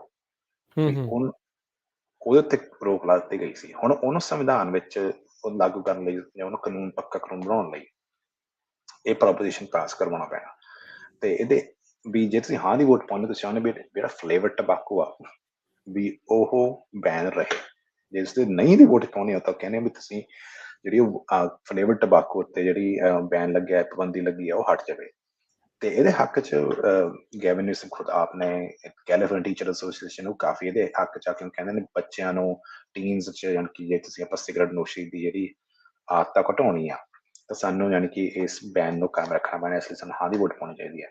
ਇਹਦੇ ਉਲਟ ਰਿਪਬਲਿਕਨ ਪਾਰਟੀ ਹੈ ਤੇ ਇਹਦੇ ਉਲਟ ਖਾਸ ਕਰਕੇ ਤੰਬਾਕੂ ਤੇ ਸਿਗਰਟ ਕੰਪਨੀਆਂ ਨੇ। ਇਸ ਕਰਕੇ ਆਪਾਂ ਦੇਖਿਆ ਵੀ ਨਾ ਗੈਸ ਸਟੇਸ਼ਨ ਤੇ ਵੀ ਕਾਫੀ ਤੁਹਾਨੂੰ ਇਹਦੀ ਐਡ ਮਿਲਦੀ ਆ ਦੇਖਣ ਨੂੰ, ਕਿਉਂਕਿ ਉਹਨਾਂ ਦੀ ਕਾਫੀ ਜਿਹੜੀ ਵਿਕਰੀ ਆ ਸਿਗਰਟ ਵਗੈਰਾ ਦੀ ਉਹ ਗੈਸ ਸਟੇਸ਼ਨ ਤੇ ਹੁੰਦੀ ਆ ਤੇ ਜਾਂ ਸੀ ਸਟੋਰ ਜਿਹੜੇ ਬਣੇ ਨੇ ਉਹਨਾਂ ਤੇ ਹੁੰਦੀ ਆ। ਤੇ ਉਹ ਚਾਹੁੰਦੀ ਨੇ ਕਿ ਇਹ ਪ੍ਰੋਪੋਜੀਸ਼ਨ ਪਾਸ ਨਾ ਹੋਵੇ ਤੇ ਜਿਹੜੇ ਟੀਚਰਸ ਨੇ ਜਾਂ ਡਾਕਟਰ ਉਹ ਚਾਹੁੰਦੇ ਨੇ ਵੀ ਪ੍ਰੋਪੋਜੀਸ਼ਨ ਪਾਸ ਰਹੇ ਤਾਂ ਕਿ ਲੋਕ ਬੱਚਿਆਂ ਨੂੰ ਖਾਸ ਕਰਕੇ ਸਾਡੇ ਟੀਨਸ ਨੂੰ ਯੂਥ ਨੂੰ ਫਲੇਵਰ ਟੋਬੈਕੋ ਦੀ ਜਿਹੜੀ ਆਦਤ ਉਹ ਨਾ ਪਵੇ। ਜੀ ਸੋ ਇਹ ਸੀਗੀਆਂ ਸੋ ਤਾਂ ਕੈਲੀਫੋਰਨੀਆ ਦੀਆਂ ਜਿਹੜੀਆਂ ਮੁੱਖ ਪ੍ਰੋਪੋਜੀਸ਼ਨਸ ਜਿਨ੍ਹਾਂ ਦੇ ਉੱਤੇ ਜਿਹੜੀ ਉਹ ਆਪਾਂ ਚਰਚਾ ਕੀਤੀ। ਉਹਦਾ ਗੱਲਾਂ ਪਤਾ ਕਰਦੇ ਵਕਤ ਝੱਟ ਦੇਣੀ ਜਿਹੜਾ ਉਹ ਲੰਘ ਜਾਂਦਾ ਆ। ਆਪਾਂ ਕੁਛ ਮੈਜਰਸ ਜਿਹੜੇ ਆ 1 2 3 ਜਿਹੜੇ ਮੈਜਰਸ ਨੇ ਆਪਾਂ ਉਹਨਾਂ ਤੇ ਵੀ ਜਿਹੜੀ ਉਹ ਕਰ ਲਾਂਗੇ। ਇੱਕ ਕਰਨ ਕਾਊਂਟੀ ਬੇਕਰਸਫੀਲਡ ਵਾਲੇ ਪਾਸੇ ਆ, ਇੱਕ ਫ੍ਰੈਜ਼ਨੋ ਵਾਲੇ ਪਾਸੇ ਆ, ਇੱਕ ਸੈਕਰਾਮੈਂਟੋ ਵਾਲੇ ਮੈਜਰਸ ਆ। ਉਸ ਉੱਤੇ ਆਪਾਂ ਚਰਚਾ ਜਿਹੜੀ ਉਹ ਕਰ ਲੈਂਦੇ ਹਾਂ। ਸੋ ਜੇ ਬੇਕਰਸਫੀਲਡ ਵਾਲੇ ਪਾਸੇ ਵਾਲੇ ਦੇ ਮੈਜਰ ਦੀ ਗੱਲ ਕਰੀਏ ਬੋਰਡ ਆਫ ਸੁਪਰਵਾਈਜ਼ਰਸ ਦੇ ਜਿਹੜੇ ਟਰਮ ਲਿਮਿਟਸ ਆ ਉਸ ਨੂੰ ਲੈ ਕੇ ਫਾਈਨਲੀ ਲੋਕਾਂ ਦੇ ਕੋਲ ਇਹ ਸਵਾਲ ਪਹੁੰਚਿਆ ਹੈ। ਨਹੀਂ ਤਾਂ ਇਹ ਆਪ ਹੀ ਡਿਸਾਈਡ ਕਰਦੇ ਹੁੰਦੇ ਸੀ ਵੀ ਅਸੀਂ ਟਰਮ ਲਿਮਿਟ ਰੱਖਣੀ ਹੈ ਕਿ ਨਹੀਂ, ਤੇ ਉਹਦਾ ਉੱਤਰ ਤਾਂ ਹਮੇਸ਼ਾ ਨੋ ਹੀ ਹੋਣਾ ਸੀਗਾ। ਹਾਂਜੀ ਬੇਸਿਕਲੀ ਜੇ ਮੈਜਰ ਪਾਸ ਹੁੰਦਾ ਜਿਹੜਾ ਮੈਜਰ ਪੇਸ ਕਰਨ ਕਾਊਂਟੀ ਵਿੱਚ ਤੁਸੀਂ ਚਾਹੁੰਦੇ ਵੀ ਬੋਰਡ ਆਫ ਸੁਪਰਵਾਈਜ਼ਰ ਨੇ ਉਹ ਲਗਾਤਾਰ 2 ਤੋਂ ਵੱਧ ਵਾਰ ਆਪਣੇ ਅਹੁਦੇ ਤੇ ਨਹੀਂ ਰਹਿ ਸਕਦੇ, ਕਿਉਂਕਿ 8 ਸਾਲ ਤੋਂ ਵੱਧ ਵਾਰ ਨਹੀਂ ਲੈ ਸਕਦੇ। 8 ਸਾਲ ਤੋਂ ਬਾਅਦ ਉਹਨਾਂ ਨੂੰ ਉਹ ਇਲੈਕਸ਼ਨ 'ਚ ਨਹੀਂ ਖੜ ਸਕਦੇ। ਇਹਦੇ ਹੱਕ 'ਚ ਯਾਨੀ ਕਿ ਕਈ ਲੇਬਰ ਯੂਨੀਅਨ ਨੇ, ਕਮਿਊਨਿਟੀ 'ਚ ਕੰਮ ਕਰਨੇ ਹੋਰ ਸੰਸਥਾਵਾਂ ਨੇ, ਜਿਵੇਂ ਜਕਾਰਾ ਮੂਵਮੈਂਟ ਵੀ ਇਸ ਚੀਜ਼ ਦੇ ਹੱਕ 'ਚ ਹੈ ਵੀ ਇਹ ਪਾਸ ਹੋਣਾ ਚਾਹੀਦਾ। ਤੇ ਨਹੀਂ ਓਬਵੀਅਸ ਇਹਦੇ ਉਲਟ ਬੋਰਡ ਆਫ ਸੁਪਰਵਾਈਜ਼ਰ ਆਪ ਨੇ ਉਹ ਚਾਹੁੰਦੇ ਨੇ ਕਿ ਅਸੀਂ ਸਾਡੇ ਤੇ ਟਰਮ ਲਿਮਿਟ ਕਿਉਂ ਹੋਵੇ ਵੀ ਅਸੀਂ ਕਿਉਂ ਆਪਣੀ ਜਿਹੜੀ ਹੈਗੀ ਆ ਉਹਦੇ ਤੋਂ ਹਟੀਏ। ਸੋ ਇਹ ਜਿਹੜਾ ਕਰਨ ਕਾਊਂਟੀ ਦੇ ਵਿੱਚ ਇਹ ਸਿਰਫ ਕਰਨ ਕਾਊਂਟੀ ਦੇ ਵਿੱਚ ਹੀ ਜਿਹੜੀ ਇਸ ਦੇ ਉੱਤੇ ਜਿਹੜੀ ਵੋਟ ਹੋਣੀ ਆ। ਸੋ ਫ੍ਰੈਜ਼ਨੋ ਦੇ ਵਿੱਚ ਜਿਹੜੀ ਟਰਾਂਸਪੋਰਟੇਸ਼ਨ ਪ੍ਰੋਗਰਾਮ ਨੂੰ ਲੈ ਕੇ ਮੈਜਰ ਸੀ ਜਿਹੜਾ ਉਹ ਹੈਗਾ ਆ। ਸੋ ਉਹਦੇ ਉੱਤੇ ਨੰਦੀਪ ਜੇ ਤੁਸੀਂ ਥੋੜਾ ਐਕਸਪਲੇਨ ਜਿਹੜਾ ਉਹ ਵੀ ਕੀ ਹੈਗਾ। ਸ਼ੋਰ ਇਹ ਇੱਕ ਟੈਕਸ ਰਿਨਿਊਅਲ ਹੈ। ਸੋ ਇਹਦਾ ਮਤਲਬ ਇਹ ਟੈਕਸ ਐਕਚੁਅਲੀ ਪਹਿਲਾਂ ਵੀ ਹੋਇਆ ਸੀ। ਸੋ ਜਿਹੜੀ ਮਤਲਬ ਲਾਈਕ ਜਿਵੇਂ ਹਾਈ ਜਿਹੜੀ ਸਾਡੀ ਫ੍ਰੀਵੇਜ਼ ਇਸ ਪੈਸੇ ਦਾ ਉਹਨਾਂ ਨੇ ਐਕਸਪੈਂਡ ਕੀਤਾ ਸੀ, ਖਾਸ ਕਰਕੇ 168 ਤੇ 180 ਤੇ ਇਹ ਐਕਚੁਅਲੀ ਇਹਨਾਂ ਨੇ ਕੀ ਕੀਤਾ। ਸੋ ਜਿਹੜਾ ਟੈਕਸ ਜਿਹੜੇ ਹੁਣ ਚੱਲ ਰਿਹਾ ਉਹ 2027 ਤੱਕ ਹੈ। ਸੋ Okay. ਇਹ ਜਿਹੜੀ ਬੋਰਡ ਸੁਪਰਵਾਈਜ਼ਰ ਇਹਨਾਂ ਨੂੰ ਪਤਾ ਆ ਕਿ ਅਸੀਂ ਸਾਡੇ ਕੋਲ 3 ਮੌਕਾ ਮਤਲਬ ਅਜੇ ਹੈਗਾ ਆ ਇਹਨੂੰ ਰਿਨਿਊ ਕਰਨ। ਸੋ ਇਹਨੂੰ ਅੱਗੇ ਸੋ ਐਕਸਟੈਂਡ ਕਰਨ ਦੇ ਲਈ। ਹਾਂਜੀ, ਸੋ ਇਹਨਾਂ ਨੇ ਕੀ ਕੀਤਾ, ਸੋ ਜਿਹੜੀ ਪਹਿਲੀ 2 ਵਾਰੀ ਜਦੋਂ ਉਹਨਾਂ ਨੇ ਕੀਤਾ ਸੀ, they did it for 20 years, 20 ਸਾਲ ਲਈ ਉਹਨਾਂ ਨੇ ਕੀਤਾ ਸੀ। ਸੋ they changed the language this time around ਕਿ ਅਸੀਂ 30 ਸਾਲ ਲਈ ਕਰਨਾ ਹੈ ਹੁਣ। ਸੋ ਇੱਕ ਤਾਂ 20 ਤੋਂ ਵਧਾ ਕੇ 30 ਸਾਲ ਜਿਹੜਾ ਇਹ ਕਰਨਾ ਪਾ ਰਿਹਾ। ਹਾਂਜੀ, ਸੋ ਇੱਕ ਸਵਾਲ ਸਾਡੇ ਇਹ ਸੀ ਜਦੋਂ ਸਾਡੀ ਗੱਲਬਾਤ ਹੋਈ ਸੀ। ਦੂਜੀ ਸੀ ਕਿ ਉਹਨਾਂ ਨੇ ਜਿਹੜੀ ਪਬਲਿਕ ਟਰਾਂਸਪੋਰਟੇਸ਼ਨ ਜਿਹੜੀ ਐਜ਼ ਅ ਪਰਸੈਂਟੇਜ ਉਹ ਐਕਚੁਅਲੀ ਉਹਨੂੰ ਘਟਾ ਦਿੱਤਾ। ਸੋ ਜਦੋਂ ਅਸੀਂ ਆਪਣੇ ਬਜ਼ੁਰਗਾਂ ਦੇ ਨਾਲ ਮਤਲਬ ਅਸੀਂ ਇੱਕ ਫੋਕਸ ਗਰੁੱਪ ਕੀਤਾ ਸੀ, ਉਹ ਚਾਹੁੰਦੇ ਸੀ ਕਿ ਜਿਹੜੀ ਸਾਡੀ ਪਬਲਿਕ ਟਰਾਂਸਪੋਰਟੇਸ਼ਨ ਖਾਸ ਕਰਕੇ ਬੱਸਾਂ ਉਹ ਐਕਚੁਅਲੀ ਸਾਨੂੰ ਹੋਰ ਚਾਹੀਦੇ ਨੇ। ਕਈ ਵਾਰੀ ਫੁੱਲ ਵੀ ਹੁੰਦਾ ਆ, ਕਈ ਵਾਰੀ ਉਹਨਾਂ ਦੀ ਰਾਊਟਸ ਮਤਲਬ ਬਹੁਤੀ ਆਉਂਦੀ ਵੀ ਨਹੀਂ। ਸੋ ਉਹ ਐਕਚੁਅਲੀ ਚਾਹੁੰਦੇ ਕਿ ਐਕਚੁਅਲੀ ਮਤਲਬ ਜਿਹੜੀ ਬੱਸਾਂ ਜਿਹੜੀ ਚੱਲਦੇ ਨੇ ਦੇ ਐਕਚੁਅਲੀ ਵਾਂਟ ਮੋਰ, ਉਹ ਹੋਰ ਚਾਹੁੰਦੇ ਨੇ। ਸੋ ਐਜ਼ ਅ ਪਰਸੈਂਟੇਜ ਜਿਹੜੇ ਮੈਜਰ ਸੀ ਉਹ ਉਸੀ ਚੀਜ਼ ਨੂੰ ਘਟਾ ਦਿੰਦੇ। ਅਦਰ ਜਿਹੜੀ ਮੇਜਰ ਕੁਐਸਚਨਸ ਉਹ ਜਿਹੜੀ ਸਾਈਡ ਵਾਕਸ, ਇਹ ਪੈਸਾ ਸਾਈਡ ਵਾਕਸ ਤੇ ਬਿਲਕੁਲ ਨਹੀਂ ਜਾਣਾ। This is only for mostly streets, ਮਤਲਬ ਸੜਕਾਂ ਲਈ। ਤੇ ਚੌਥੀ ਗੱਲ ਸਾਡੀ ਇਹ ਵੀ ਸੀ ਜਿਹੜਾ ਐਕਚੁਅਲੀ ਹਰਫਤਿਹ ਸਿੰਘ ਨੇ ਉਹਦੇ ਬਾਰੇ ਵੀ ਥੋੜ੍ਹਾ ਬੋਲਿਆ ਸੀ।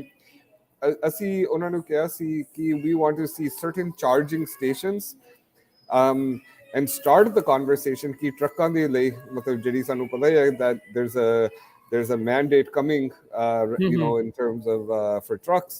so ਅਸੀਂ ਉਹਦੇ ਬਾਰੇ ਵੀ ਪੁੱਛਿਆ ਸੀ and we were kind of surprised ਜਿਹੜੀ ਕਾਊਂਟੀ ਅਫੀਸ਼ੀਅਲ ਉਹ ਕਹਿੰਦੇ ਅਸੀਂ ਇਹਦੇ ਬਾਰੇ ਕਦੀ ਸੋਚਿਆ ਵੀ ਨਹੀਂ। and so ਉਹਨਾਂ ਦੇ ਕੋਲ 3 ਅਜੇ ਮਤਲਬ ਮੌਕੇ ਹੈਗੇ ਨੇ। ਸੋ ਯੂ ਨੋ ਅਸੀਂ ਲੋਕਾਂ ਨੂੰ ਸੁਜੈਸਸ਼ਨ ਦੇ ਰਹੇ ਨੇ ਤੇ ਅਸੀਂ ਸਿਰਫ ਲੋਕਲ ਮੈਜਰਸ ਤੇ ਸੁਜੈਸ਼ਨ ਦੇ ਰਹੇ ਨੇ, ਸਟੇਟ ਵਾਈਡ ਪ੍ਰੋਪੋਜੀਸ਼ਨਸ ਦੇ ਬਿਲਕੁਲ ਨਹੀਂ। ਸੋ ਅਸੀਂ ਲੋਕਾਂ ਨੂੰ ਇਹ ਕਹਿ ਰਹੇ ਕਿ ਇਸ ਟਾਈਮ ਇਸ ਵਾਰੀ ਆਪਾਂ ਉਹਨਾਂ ਨੂੰ ਨੋ ਕਹੀਏ, ਦੈਨ ਉਹ ਮਤਲਬ ਜਿਹੜੀ ਕਮਿਊਨਿਟੀ ਗਰੁੱਪਸ ਇੱਕ ਦੂਜੇ ਨਾਲ ਗੱਲਬਾਤ ਕਰਕੇ ਉਹਨਾਂ ਦੇ ਕੋਲ 2 ਹੋਰ ਮੌਕੇ ਹੋਣਗੇ ਇਹਨੂੰ ਰਿਨਿਊ ਕਰਨ। ਸੋ ਤਾਂ ਅਸੀਂ ਲੋਕਾਂ ਨੂੰ ਕਹਿ ਰਹੇ ਕਿ ਐਤਕੀ ਸਾਲ ਨੋ ਪਾਓ। ਸੋ ਜੇ ਯੈਸ ਕਰਦੇ ਆ ਤਾਂ ਜਿਹੜਾ 2027 ਦੇ ਵਿੱਚ ਵਧਿਆ ਹੋਇਆ ਟੈਕਸ ਆ ਉਹ ਖਤਮ ਹੋ ਜਾਣਾ ਆ, ਫਿਰ ਉਹ ਵਾਪਸ ਲੈ ਲਿਆ ਜਾਊਗਾ ਜਿਹੜਾ ਵਧਿਆ ਹੋਇਆ ਟੈਕਸ ਆ। ਤੇ ਜੇ ਯੈਸ ਕਰਦੇ ਆ ਤੇ ਉਹ 2027 ਦੀ ਥਾਂ ਤੇ ਉਹ 10 ਸਾਲ ਹੋਰ ਅੱਗੇ ਪੈ ਜਾਣਾ ਹੈ ਕਿ 30 ਸਾਲ ਹੋਰ ਅੱਗੇ ਪੈ ਜਾਣਾ? 30 ਸਾਲ ਹੋਰ। 30 ਸਾਲ ਹੋਰ। ਓਕੇ, ਸੋ ਇਹਦੇ ਵਿੱਚ ਜਿਹੜਾ ਵਧਿਆ ਹੋਇਆ ਟੈਕਸ ਆ ਜਿਹੜਾ 2027 ਚ ਮੁੱਕਣਾ ਸੀ ਫਿਰ 57 ਤੱਕ ਪਹੁੰਚ ਜਾਣਾ ਹੈ। ਸੋ ਇਸ ਹਿਸਾਬ ਦੇ ਨਾਲ ਆ।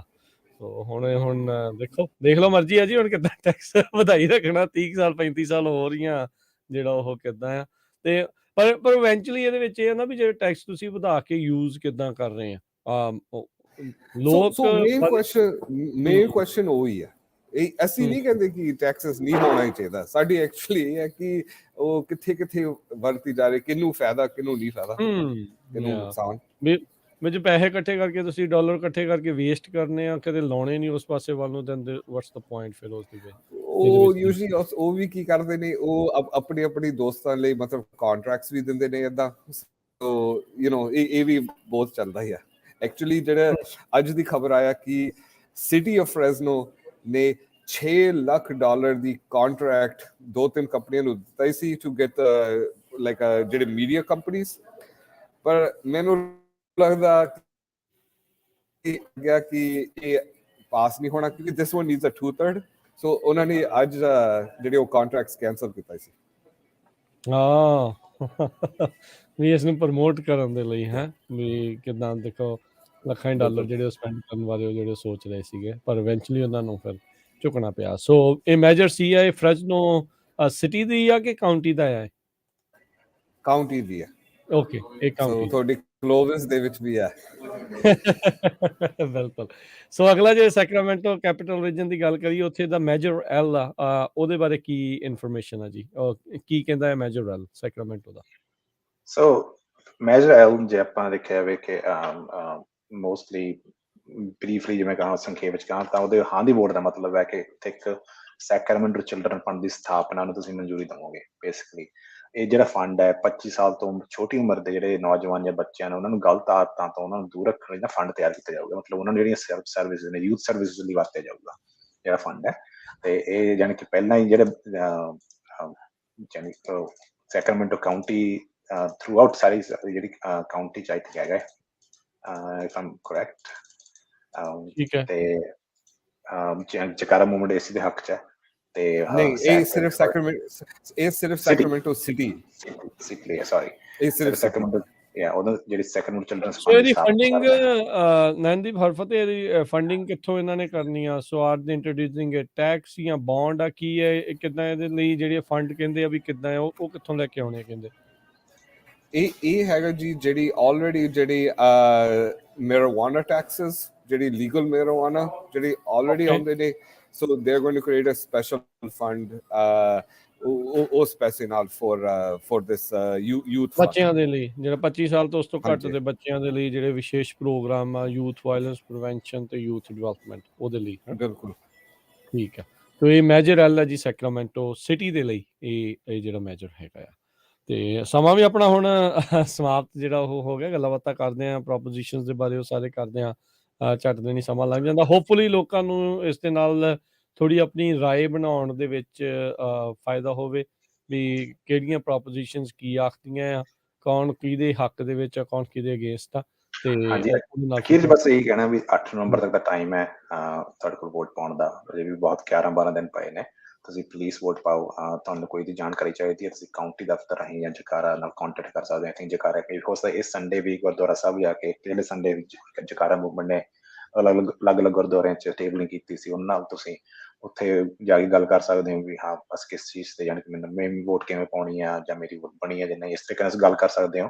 ਉਹ ਸਭ ਕੋਸ਼ਿਸ਼ ਕਰਾਂਗੇ ਕਿ ਆਉਂਦੇ ਸੰਡੇ ਵੀ ਇਹ ਇੱਦਾਂ ਹੀ ਕਰੀਏ ਤਾਂ, ਤੇ ਬਸੀ ਨਗਰ ਕੀਰਤਨ ਪ੍ਰੋਗਰਾਮ ਤੇ ਵੀ ਕੋਸ਼ਿਸ਼ ਕਰਾਂਗੇ। ਤਾਂ ਸਾਨੂੰ ਇੱਕ ਮਿੰਟ ਓਕੇ ਇੱਕ ਸੁਹਿਰਦ, ਇੱਕ ਸੁਰੱਖਿਅਤ, ਇੱਕ ਜਾਣੀ ਕਿ ਹੈਲਦੀ ਹਾਂਜੀ ਬਿਲਕੁਲ ਵੋਟ ਹੀ ਆਪਣੀ ਵੋਇਸ ਆ ਇਹ 'ਚ ਦੇਖਿਆ ਜਾਵੇ। ਜੀ ਬਿਲਕੁਲ। ਸੋ ਬਿਲਕੁਲ ਸਰੋਤਿਓ, ਵੋਟ ਜਿਹੜੇ ਯੂਐਸ ਸਿਟੀਜ਼ਨ 18 ਤੋਂ ਉੱਤੇ ਆ ਤੇ ਜੇ ਉਹਨਾਂ ਨੇ ਰਜਿਸਟਰ ਕੀਤਾ ਹੋਇਆ ਵੋਟ ਦੇ ਲਈ ਤਾਂ ਉਹਨਾਂ ਨੂੰ ਬੈਲਟ ਮਿਲ ਗਏ ਹੋਣੇ ਆ। ਤੇ ਬੈਲਟ ਜ਼ਰੂਰ ਭਰ ਕੇ ਸਾਈਨ ਕਰਕੇ ਸਹੀ ਤਰੀਕੇ ਦੇ ਨਾਲ ਜਿਹੜੇ ਮੈਚਿੰਗ ਤੁਹਾਡੇ ਹੋਣ ਉਹਦੇ ਵਿੱਚ, ਤਾਂ ਉਹ ਜਿਹੜਾ ਉਹ ਦੇਖੋ। ਤੇ ਬਾਕੀ ਜਿਹੜਾ ਆ ਉਹ ਤੁਸੀਂ ਵੋਟ ਜਿਹੜੀ ਉਹ ਜ਼ਰੂਰ ਪਾਉਣੀ ਆ। ਬਾਕੀ ਕੰਡੀਸ਼ਨਲ ਵੋਟ ਵੀ ਜਿਹੜੀ ਉਹ ਤੁਸੀਂ ਕਰ ਸਕਦੇ ਜੇ ਹੁਣੇ ਤੁਹਾਡਾ ਐਡਰੈਸ ਵਗੈਰਾ ਚੇਂਜ ਹੋਇਆ ਹੈ, ਆਪਣੇ ਆਪ ਨੂੰ ਰਜਿਸਟ੍ਰੇਸ਼ਨ ਅਪਡੇਟ ਕਰਕੇ ਉਹ ਸਾਰੀਆਂ ਚੀਜ਼ਾਂ ਜਿਹੜੀਆਂ ਅਜੇ ਵੀ ਤੁਸੀਂ ਕਰ ਸਕਦੇ ਆ। ਸੋ ਵੋਟ ਜਿਹੜੀ ਉਹ ਜ਼ਰੂਰ ਪਾਇਓ। ਤੇ ਨਾਲ ਹੀ ਆਪਾਂ ਜਿਹੜੇ ਸਰੋਤੇ ਤੇ ਦਰਸ਼ਕ ਆ, ਜੇ ਉਹ ਚਾਹੁੰਦੇ ਆ ਵੀ ਕਿਤੇ ਤੁਹਾਡੇ ਹੋਰ ਲੋਕਲ ਮੈਜਰਸ ਆ, ਜੇ ਤੁਸੀਂ ਉਸ ਦੇ ਉੱਤੇ ਚਰਚਾ ਚਾਹੁੰਦੇ ਆ ਵੀ ਚਾਹੁੰਦੇ ਆ ਵੀ ਤੁਹਾਨੂੰ ਉਸ ਦੇ ਬਾਰੇ ਥੋੜ੍ਹਾ ਹੋਰ ਵਿਸਥਾਰ ਦੇ ਵਿੱਚ ਦੱਸਿਆ ਜਾਵੇ ਵੀ ਕਿਹੜੇ ਕੋਈ ਮੈਜਰ ਹੈਗੇ ਆ, ਉਹ ਵੀ ਸਾਨੂੰ ਜਿਹੜਾ ਉਹ ਤੁਸੀਂ ਕਾਲ ਕਰਕੇ ਜਿਹੜਾ ਉਹ ਦੱਸ ਦਿਓ, ਤਾਂ ਜੋ ਫਿਰ ਆਪਾਂ ਤੁਹਾਨੂੰ ਉਸ ਦੇ ਬਾਰੇ ਹੋਰ ਵੀ ਆਉਣ ਵਾਲੇ ਸਮੇਂ 'ਚ ਜਾਣਕਾਰੀਆਂ ਜਿਹੜੀਆਂ ਉਹ ਦੇ ਸਕੀਏ। ਤੇ ਬਹੁਤ ਸ਼ੁਕਰੀਆ ਹਰਫਤਿਹ ਸਿੰਘ, ਨੈਨਦੀਪ ਸਿੰਘ, ਬਹੁਤ ਮਿਹਰਬਾਨੀ। ਤੇ ਸ਼ੁਕਰੀਆ ਤੁਹਾਡਾ ਜੀ, ਮਿਹਰਬਾਨੀ ਜੀ, ਧੰਨਵਾਦ, ਸਤਿ ਸ਼੍ਰੀ ਅਕਾਲ ਖਾਲਸਾ ਜੀ। ਸੋ ਸਰੋਤਿਓ, ਇੱਥੇ ਪ੍ਰੋਗਰਾਮ ਦੀ